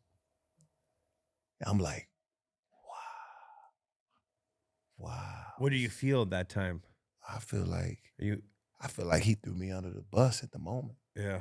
I'm like, wow, why would he do this? Why would he do that? I was like, this guy's crazy. So I knew right away I was gonna walk into that facility tomorrow, and it was gonna be, I didn't know what was gonna happen. Like, you didn't know what happened. I was furious, but I was definitely afraid of Coach Mike Singletary because I knew he wasn't no pushover. Oh, so you think when Singletary, if you got rough with him, you think he would try to take Oh you? man, yeah, he would. Oh, absolutely. Yeah. Oh man, Singletary. He stood up That in old man practice. strength. He stood up in practice one day. He said, "I'll fight all of y'all until I win. You might beat me, but I'm gonna get back up until I'm gonna keep on fighting." Such old school guy. I love that. You guys can get me, but I love that dude. I love that dude, man. Oh, that's awesome. What a beast. But we had a heart to heart, man, and I from that moment, I got it. I knew exactly what he wanted me to do, and I knew what I needed to do for myself if I wanted to stay on this team and if I wanted to be a leader for my teammates. I had to change my ways. I had to change my attitude. And thankfully that I had him, I was able to be the player that we saw for for the next 11 to 12 years because of him, what he did for me. Tough love. Tough love. Tough Respect. love is good. Nothing but respect. Yeah. I mean, sometimes we all need to be put in our place. Yeah. In some form or fashion. Absolutely. You know, everyone's got that story. And, you know, Coach Single, you could tell he was doing that out of love. Yeah. When he did it. You know, you're a young guy, a lot of money. You've been the man forever. I mean, that's got to be so hard for you. That's all you know. You know? So that's probably the turning point of your career right there that turned you and made you think about that. Mm-hmm. And because it sounds like your energy changed from the type of teammate you were and everything Mm-hmm. by the time you got to Washington, where you enjoyed it. I can only imagine this day and age, 2008, it wasn't enjoyable at the time when you have a lot of firings going on, you got this going on. So, man, that's awesome. It's awesome that you get real growth out of mistakes if you learn from them. Right. If you learn from them. If you learn from them. That's correct. Yeah. You're right. Amen. Yeah. You don't have to answer this, but I'd be a bad person if I didn't ask. But what did Coach Singletary say to you in that conversation Monday morning? Well, I don't know verbatim, like exactly what he said, but it was somewhere in the lines like, son, you have to change. You could do better. What you did out there, we can't have that on this team, son. I know what you can be. You can be great. You can be the best tight end in the NFL. But you got to change.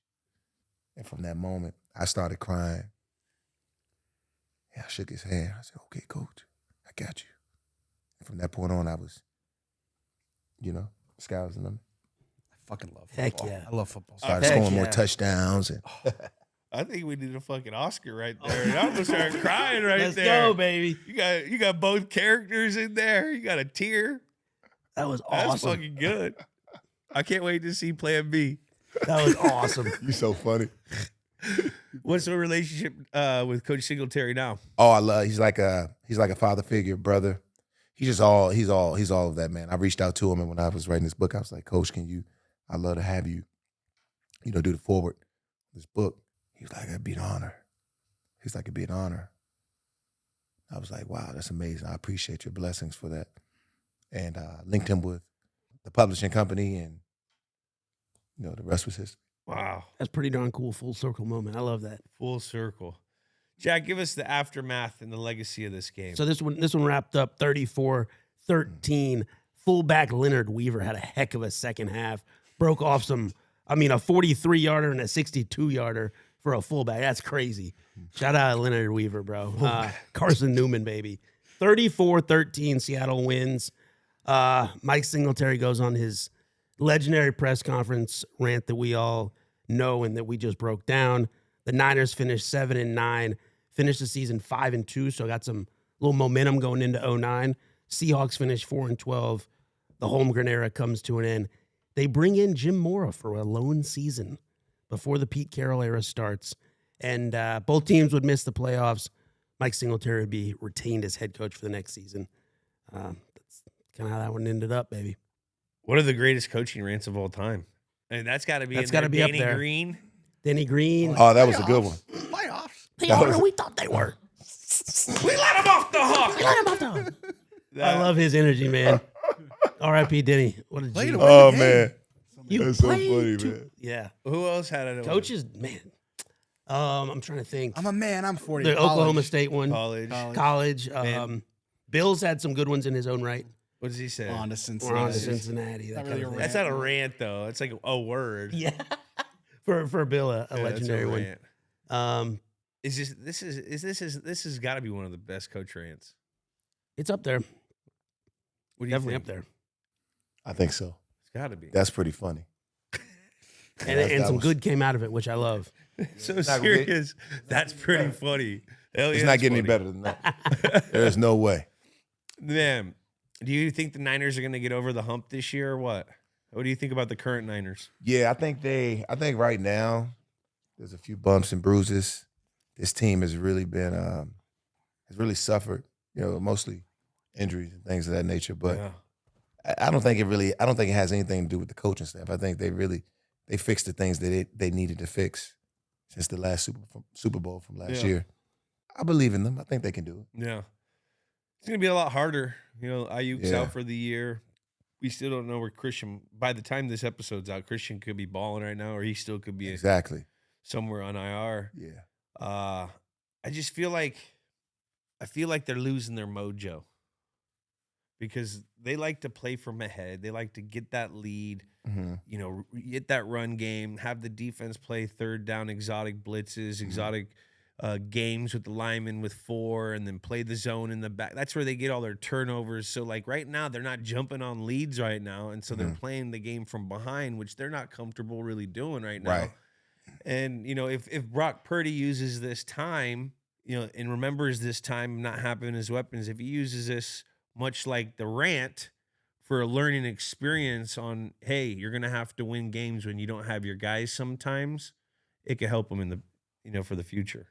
That's where I think they're at right now. Yeah, no, I believe that. I strongly do. But if Purdy is who we say he is and who we believe him to believe he is, I think he could be the answer for this team. Yeah. You think that? I think so. As long as he stay consistent and he do everything he has to do to get the ball downfield, first down, touchdown. Yeah. He's been turning the ball over a little too much right now. You know, you gotta. Yeah, can't do that. Yeah, you can't. That's a lack of focus. That's what I'm saying. If he can get back to that killer instinct, you know, that he had coming in. Sometimes I think he thinks about how everyone talks about him being so basic, where he tries to be too extraordinary. Yeah. To like prove a point. Hey, bud, just be you. Just be you and just dice. Right. You know, but we miss anything from this game or this generation, Pats? No, not that I can. Niners. 49ers. Jeez. We got Pats on the brain, baby. Oh, I got to get in football mode. So you ended your career in Washington. What was it like finishing your career with your hometown team? Oh, finishing my career with the Washington Commanders back in my hometown team. Back in my hometown was truly amazing for me because I had a chance to play in front of friends and family and spend time with the people that I never really had a chance to spend time with, like my mom, because my grandparents raised me and my 6 siblings. So it was great. And that's the reason why I'm still there, because of my experience playing with the team and being back there I'm really intrigued with the city. I mean, it's an amazing city. How it evolved is just pretty cool to see, you know, because I grew up there. And, you know, having that 10-year separation, going to San Francisco and coming back after leaving Denver, I don't want to go anywhere else yet. Very appreciative. Yeah. How nice would have been playing with Jaden Daniels? Oh, Jaden Daniels. Watching him in college, everything that he did in college, I knew that was going to transfer over to the NFL. I mean, that dude is, I mean, he didn't win the Heisman for nothing. And I met him when he was in college. I could tell he was just a great kid. Seemed like he was very focused. He loved playing. He loved the game of football. And he can do it, man. He can do it. Can't teach that. Can't teach it. He's a special football player. And I've got one more selfish question. I'm a big Virginia Tech fan. I know Maryland. You played in Virginia Tech Blacksburg on a Thursday night. Can you just tell me a little bit what it's like being an away team playing in Blacksburg on a Thursday night? Yeah, playing in Virginia Tech that's a crazy environment. They love football out there. They love football, and most of the time they have great players. And I believe who was quarterback when I was there? Marcus Vick, I believe. Marcus Was the quarterback when I was there. Yeah, he was. And he was. I mean, he could play. I mean, college he could play. He was fast. He could pass. And was Cam Chancellor there? He would have. I think he was there. He might have been. Yeah. Josh Morgan too might have been on the team's. Josh Morgan was there. Exactly. Because I played against Josh in high school. Oh, really? He was at Eastern Senior High School when I was at Dunbar. Oh, Dunbar. Yeah. Heck yeah. So they had some talent for sure. But yeah, that's a tough environment to play in. Man. Loved it. Thank you. We'll be right back after this quick break. Hey. It's Rob Gronkowski here, and I'm with my bro, or my dude, Jules. And we are super excited to tell you about our new show, Dudes on Dudes. We're just regular dudes as well. Sometimes we can't read, sometimes we can't speak properly, but that's what dudes do. But Dudes on Dudes, seriously, who named this? Anyways, we're spilling all the behind-scenes stories, crazy details, and honestly, just having a blast talking football. Every week, we're discussing our favorite players of all times, from legends to our buddies to current stars. And the best part, we're finally answering the age-old question. What kind of dudes are these dudes? Is Travis Kelce a stud or a freak? Is Tom Brady a dog or a dude's dude? We're going to find out. Every episode drops every Thursday during the NFL season. Those are some good questions right there, Julian. We're going to find out soon. And watch us on YouTube. Listen wherever you listen to podcasts. And of course, follow us all over social media. So hit that subscribe button, follow us everywhere, and join the dude party. You don't want to miss this. Dudes on dudes. Let's go. Whoa, whoa, whoa, whoa, whoa. Name the game. We got to name this game.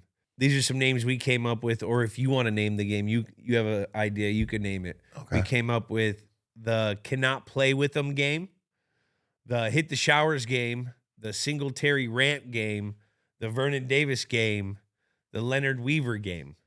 Or do you have something else? The cannot play with them game. The cannot play with them I game. can't play with them. I want winners. I told Vernon, go take a shower. That's damn good. That's a rookie That was skit. awesome. That's rookie skit shit right there. Let's score the game presented by Jameson. Is this the greatest game of all time? Let's score it. Stakes 0 to 10. Decimals okay. The stakes of this week 8, 2008 game. Stakes of this game. New coach. Say 4, 5, 4, I like that. 4.5? 4? 4.5. Okay. I'll go with the Pro score. I'll go with the 5. 5 even. Me and Vernon on the same page. 4.5. And I had a 4.1. The star power of this game 0 to 10. Decimals okay. Ooh, 10. 10. And 3 backup quarterbacks played. You got Vernon in there. Got to put some respect on JT O'Sullivan. I'll go with the. Dude, his YouTube channel. You don't have awesome. to go that high. I'm saying 10. I'm thinking about all the other guys. Yeah, Right. Got to give shine to the That we're fellas. I like- love game. JT O'Sullivan's YouTube JT channel. O'Sullivan. He's got YouTube. Hold on. Yeah, Was Marshawn on there it's yet? kinda- No, not yet. This is Oh, like no. Julius. Go back. Take that 10 away. Take that 10 away. Yeah, they didn't have all the Beast studs Mode there. gets you a 10. Let's go 6. 6.5. Marshawn worth 6.5. Marshawn worth 3.5 points. That's right. At least. I'll give a 6. Ooh. I got a 5.8. Oh, wait, no, I had a I 5.1. was going a little low there. Sorry. The gameplay to this 35-14 game 0 to 10. Decimals okay. 0 being terrible. 10 being 3.5. 3.5. Integrity score. Yep. Very Great integrity score. type Great score. This guy, he respects the integrity of the art. I love that. You know, Seriously. I can feel it. I'm gonna go with a 5-1. Still pro football. I love football. Nice. 4.0. Yeah, I'm right in I had there. a 4.2. Now we score the name of the game. The can't play with them game. It's got some cultural significance. Cultural significance. We are talking about this game literally damn near 20 years later. Week 8 game. You say that line, everyone knows what game you're talking about. The score of this name of this game. 10. 10. Heck yes. Hell yeah. 7.5. 7.5. I went with an 8.6. Nice. I did an 8.1. 5.78. It's Where's 5.78. Oh, where's okay. 5.78 go? 5.78. That puts us, okay, it puts us 67th, right below the 2019 Raiders versus Bears in London, and right above week 11, or 2011, week 16 Patriots versus Bills. That feels right. That feels right. Nice. Man, That's we've got a lot of amazing. games. Man. Yeah, that feels like a good spot. Heck yeah. Wow. Vernon, we missed anything? No, the book. We talked about the book, the movie, the farm. That's all Plan B, the farm, playing ball, life lessons from my journey to the Super Bowl and beyond. Awesome memoir. Go 72 hours come out November 1st. 72 hours. 72 hours. Sam, my guy Sam Trammell. That's a good movie, man. You got to check it out. It comes out November 1st. Look, I mean, he just Right. works. That might be one of my better movies right here, man. Oh, I heck killed it. yes. 72 November 1. hours. Let's go 72 check hours. it out. November. And my 1st. music is in the movie. When they show me, that's me rapping. That's me singing. No way. Yeah. Oh. So I get up to stop the girl from getting from robbing the burger joint, Yeah. and I get up and I go Quick- whooping on the guy. give me That's a my quick- song. Give me a quick 8 bars. What a spot. I saw the trailer on IG this morning. It looks insane. Oh, you saw it? Yeah, I saw it on IG this morning. It Hell looks Oh, sick. yeah. November 1. Heck Everyone go yes. check it out. Thank you, bro. I appreciate you coming. Thank you, Vernon. Thank you, guys. Vernon Davis is fully an actor. What a guy. fully. He did like a full monologue scene right there. Voices? 2 back and forth. His impersonations were great too. Spectacular. I thought I was Singletary. I thought we had a mic on the show. I wanted to Third ask him, guest. did he ever mock him to him? Like, Second, Bring it back. did you ever do, you know what I mean? Or like behind his back, like Yeah. in the locker room. I didn't get a chance to ask him, but I read a thing earlier that I guess Delaney Walker, who was on this team, Yeah. was saying that Singletary came in later that week and like did a rap based on like his press conference to the team. And everyone's just like, what is this? What? I didn't get a chance to ask Vernon. I What the really fuck? wish I had. What? That's the kind of Jack? I shit you know. gotta do. God. God damn it, Jack. I mean, Demerit. Well, in honor of today's Mike Singletary legendary rant, we're going to do a breakdown. Let's break down some of the other coaches' rants, huh? There are a lot of them. A lot of those press know how to rant, conference baby. guys that, you know, one recently in the press called team soft. Is that a rant? That's a rant. It's a notable it is a notable press conference moment. We're still talking about it, so he did something. It's something. And we kept it to football. Yeah, we'll keep it football. When the presser Football makes news, coaches, because there are some great player ones too. Mostly sure. in basketball. for but- sure. Oh man, let's get into it. We'll run through these. We'll read through the transcripts, which just make them even funnier. Mike Gundy. to see them on paper, and then we'll react. Pre-mullet Mike Gundy. Mike Gundy, Oklahoma State head coach, still the head coach. This is back in 07. Come Early in after his me. ten. I'm a man. I'm 40. I'm 40. I'm not a kid. Write something about me or some coaches. And this was after this. The craziest thing is, this was following a win. Like, this was after a win. This was 2 days This after a dude's win. crazy. On a Wednesday, he gets in there. They said he ripped a Red Bull before going into this, grabbed the newspaper, and just goes off on the media about this article that they wrote about his benching of the guy who had been the starter, Bobby Reed, and there was some tension there. So he put in Zach Robinson, who we now know is the offensive coordinator down in Atlanta. And they were saying, according to Reed's account and others, this was a lot of posturing to really he really wasn't. So the locker room didn't buy into this? No, Bobby Reed definitely didn't. The relationship was kind of strained there. He thought, the starting job should have been his, but behind closed doors, Oklahoma State wanted to go with Robinson, and he's kind of out there fake sticking up for his guy is sort of the legend around it. But not Jack. How many years ago Sorry, was that? He's this was 52 now. this was 17. 07. I'm a man. I'm 40. I say that twice a week. Yeah, To this it day. still is in Yeah. the lexicon. Yeah. It also makes me feel better about getting older because not yet a man. I'm not even 40 yet. So 40. I'm good. I got a long ways to go till I'm still a boy. You can't write anything bad about you, Jack. That's right, baby. Mike But- Gundy said some wild stuff. This Oh, isn't he's- his Yeah, first. he's a no, he's this ain't his wild. first rodeo, brother. He It shout is out not. Cowboys. Shout out the Cowboys, baby.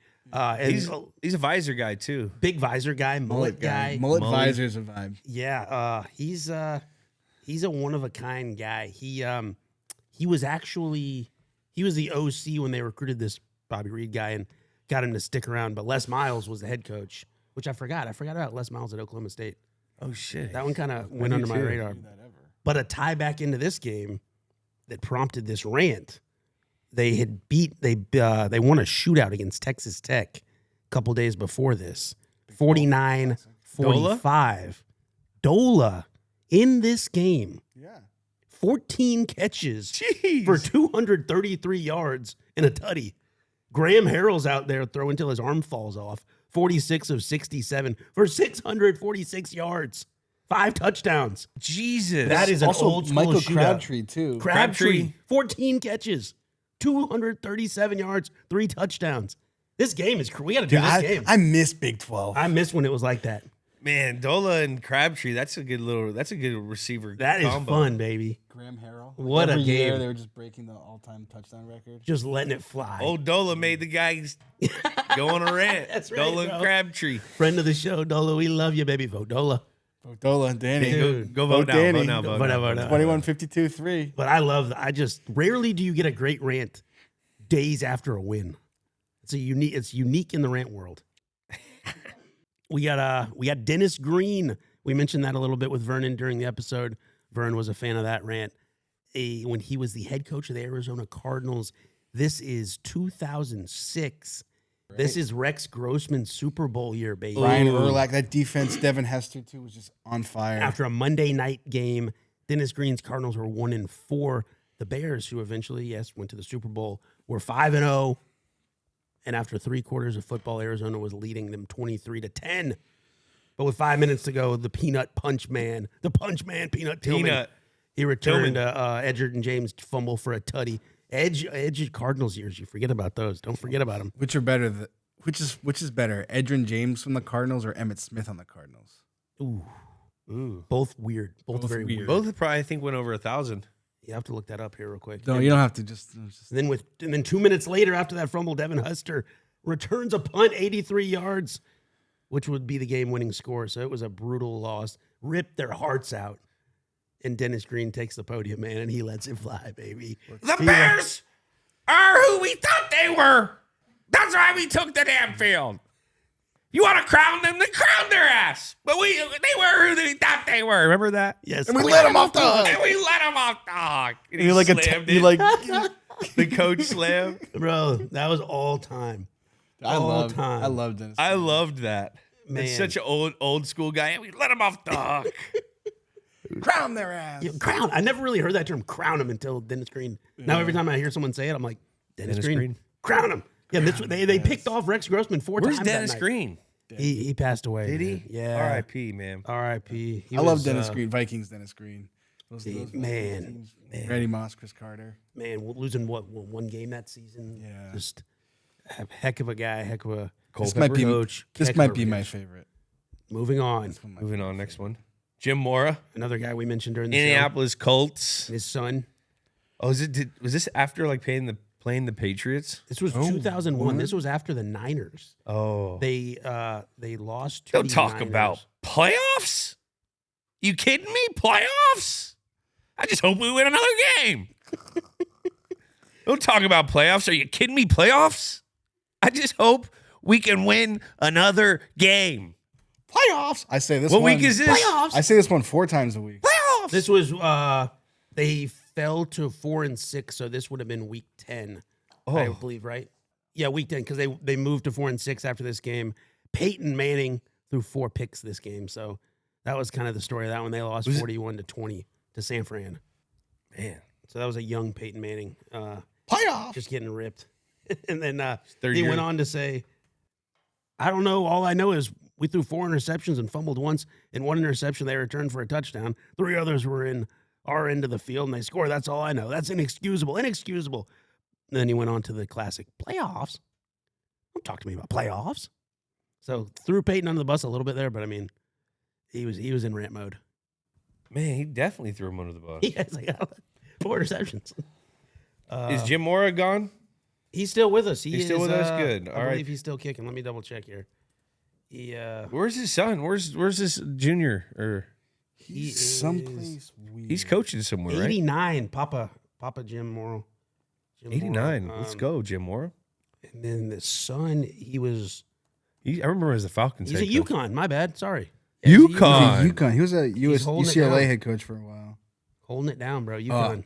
I always hated Jim Mora Jr. just because making Mike Vick run a West Coast offense, it's just like, I'm like 14 years old. And I'm just like, that's the dumbest thing you've ever, like Vick's whole thing is like improvisation and throwing the ball deep and being an athlete. You're going to put him on timing routes? What are we fucking doing here? That's my rant. That's a pretty It's good. my That's a rant. pretty good postcast rant, baby. Mike Vick, fuck. We love you. We love you, Mike. Mike and West Coast would be lethal. It wasn't. Went to the Super Bowl, No, he didn't. didn't they? No. Didn't Mike go to the Super Bowl, or they went to? They went to NFC they beat the Championship? Packers in the playoffs in Lambeau before they brought in Jim Mora. Oh, Right? all right. And they Next got one. Mike Singletary. We all know that we talked about that one We don't have a whole heck of a lot. we don't have Vernon to do the Yeah, impression. we don't have Mike Singletary. Yeah. I mean Vernon Davis here with us, so I don't even know if we should try. I like calling him Vern. I like Vern. I like when he said Farmer Vern. Broadway Vern was also awesome. Broadway Vern. Broadway Vern had a great ring to it. Dude, who wants to go to the Jets? Yeah, that was a wild one. I mean, if They you did got him a it, favor. if you think about it, if you got it turned around and won at the Jets, you'd be a king forever. Yes. So I mean, I can see why guys want to do it. It's still New York City. It's still Broadway Joe. There's a lot of tradition with the Jets. Like, it's not like they're Jacksonville. No, for real. It's like, Yeah, they did win one Yeah. Super Bowl in the what was it 60s? I mean, but that's still, it's like one of the, It's a great game. and those people love their football. oh yeah. I mean, So it'll be like so weird when they do win. I think it'd be cool. will it happen in the next 20 years? I don't know. I don't know either. I don't know. I don't know if it'd be cool, but yeah, I wouldn't be mad. It'd be something. Yeah, I mean, it would. It be would be something. good. It'd be good for the league. For sure. Be good for the Shield. Of the historically snake bit franchises, let's just say Jets, Them or the Jets, Browns. Chargers, Browns, and Browns. Lions. Who's going to Browns win and first? Lions. Browns. Lions will do it before them all. I think Lions do before.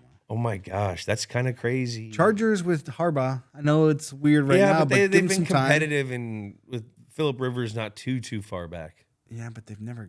The Browns have never they had one playoff win since like Bernie Kosar Yeah, with Baker. yeah.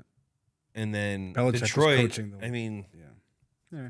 Got to learn from it. Hopefully, they get what if better. the I'm rooting Packers for the. go? I mean, Peter Schrager picked Packers over Chiefs, or Packers Chiefs winning a three-peat. And I guess he's done it like 3 times in a row or something. Greg's nose. Does he bro. pick the winner too, or just the? I don't know. Clairvoyant? What else would we got? Herm Edwards. Herm, baby. This was Herm at the Jets. Herm wearing the crew neck, the Shield polo or sweatshirt here. Good crew neck. Great crew neck with just the Shield. I love that. This was back in 2008. Another midweek rant. This was at his Wednesday presser. The Jets were sitting at 2-5, and Herm just lets it loose, baby. He lets it rip. Another great one that is very quotable. This is what's great about sports. You play to win the game. Hello? You play to win the game. You don't just play to play it. Hello? Was that Play to win the game. Love that one. David Bennett? David Bennett. We might need some context. This for is one. another Coastal great Carolina, one 2011. I remember this, I from think. the world of college football. He is the head coach at Coastal Carolina. Only lasted a few more months after this, but this was a great one. When a coach is up there meowing at a press conference, you know you're in for something special. You want me to You do this read one? this Yeah, one. do this one, Jack. You need to be more like a dog. We got a bunch of cats in here. Meow. Looking in the mirror. Do I look good? I got my extra bands on. I got my other shoes. Be a dog. We don't need no meows. We don't need no more cats. We need more dogs. So he was he preceded this by telling a story about getting his sons ready for a golf tournament, and a cat got stuck in their screen door at their house, and he was yelling to his sons, "There's a cat in the house." What? There's a cat in the house. And he went this whole back and forth, and he starts meowing a bunch, and then he lays into this about dogs, baby. Coastal needed some dogs. And that right there is why football players and coaches have the dumb tag. Yes. Right there. That is I what mean, are we doing? He's not wrong.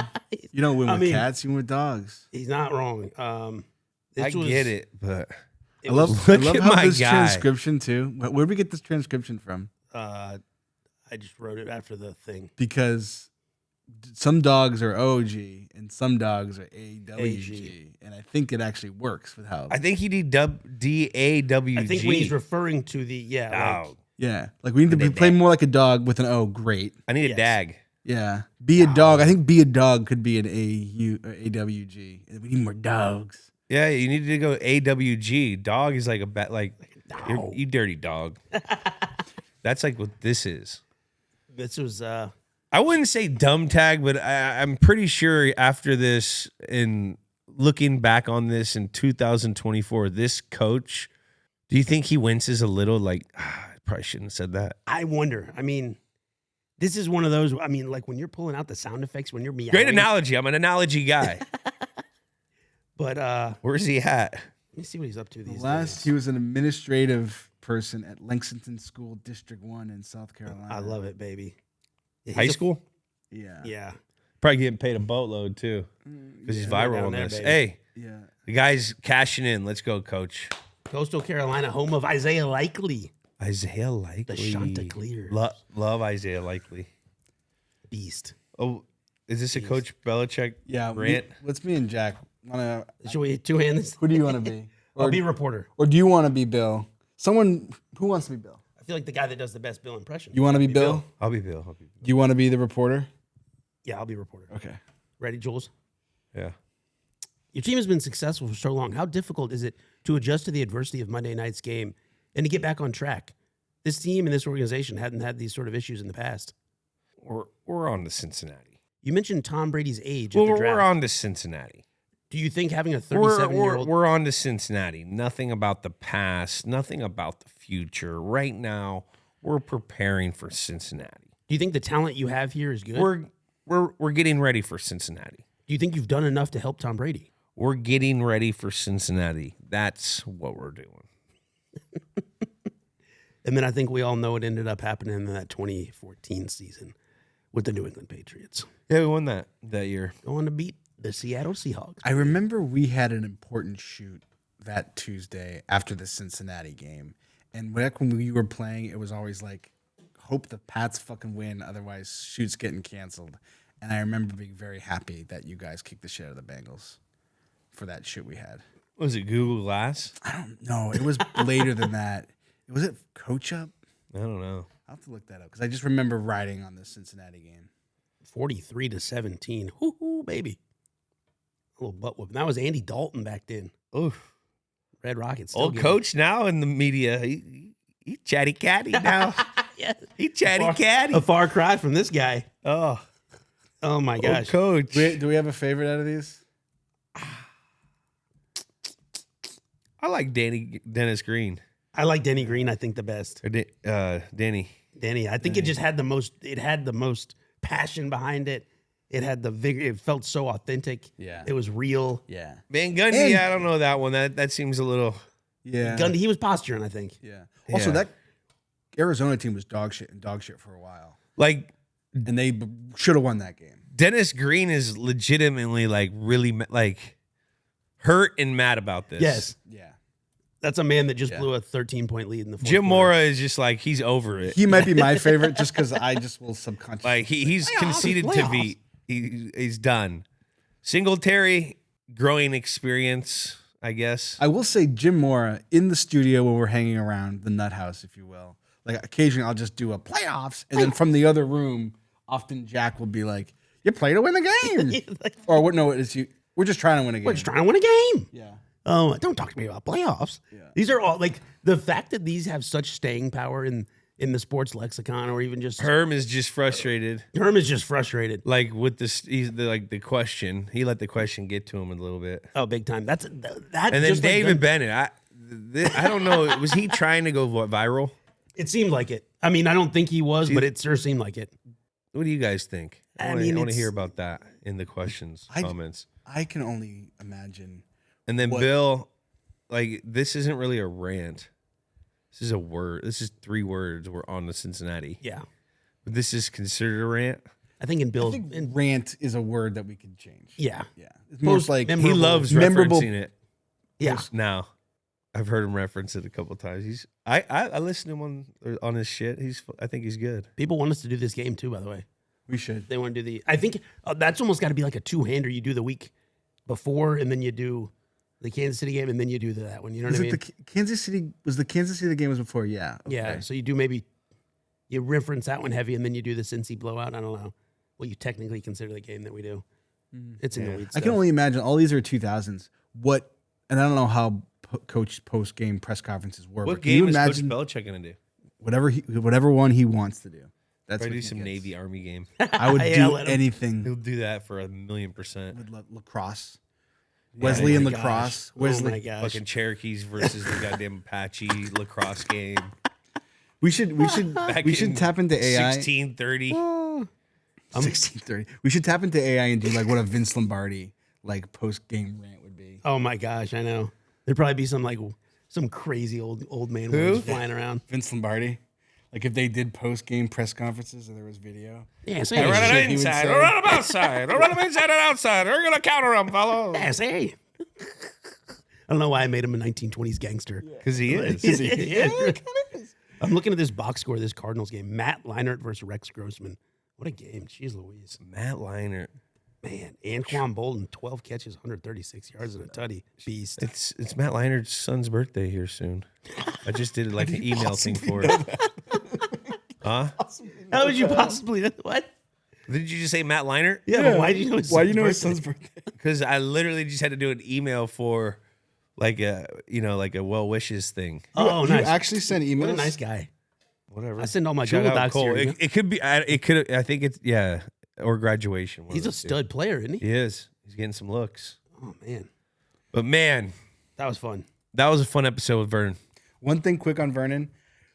When we book a guest, it's often like there's a little bit of a dance on figuring out the game. Oftentimes it's asking them what game they want to do, but sometimes, you have to be limited with the amount of communications just to kind of hone it in and get them locked in. And with this one, we asked the game, and literally in seconds, he had this game, and we were like, yes, he knows this. He knows the fucking assignment, and we were so pumped to do this game with Vernon. He's clearly prepared. You hear how he takes his acting career? Amen. Probably did some serious Ernie homework on this goddamn podcast before he came here. He did some Ernie shit I didn't see. to prepare. I mean, he had some impressions. He must have. I don't know if he's an impression guy. I know he's an actor, but he knows that we do impressions. So he came in light. I mean, that was some fire, straight fire. Let it rip, baby. Shout Let out it rip. Vernon. Thanks, Shout Vernon. out Vernon. Thanks for coming in. Go watch Plan B. Plan B, baby. 72 hours, 72 hours. 72 hours. And 72 hours. 72 72 hours? Horror. horror. No, that was the other one. This horror. 70. My God, he's in so many goddamn 72 movies. hours. I think Morgan feels Freeman, actiony. Bruce Willis, 3 Steven movies, Spielberg's daughters. memoirs. Man, dude What a is stud. working, baby. Hustling. Wish him the Grinding. best. Love it. And that's been another episode of Games with Names presented by Jameson Irish Whiskey. Subscribe on Apple Podcasts, Spotify, or where you ever listen to your podcast. Comment a game you want us to do. And remember, Rate and review. to follow Games with Names on YouTube, Instagram, X, TikTok, and Snapchat. Leave a message on the old hotline. That is 424-291-2290. See you guys next week. Games with Names is a production of iHeartRadio. For more podcasts from iHeartRadio, visit the iHeartRadio app, Apple Podcasts, or wherever you listen to your podcasts.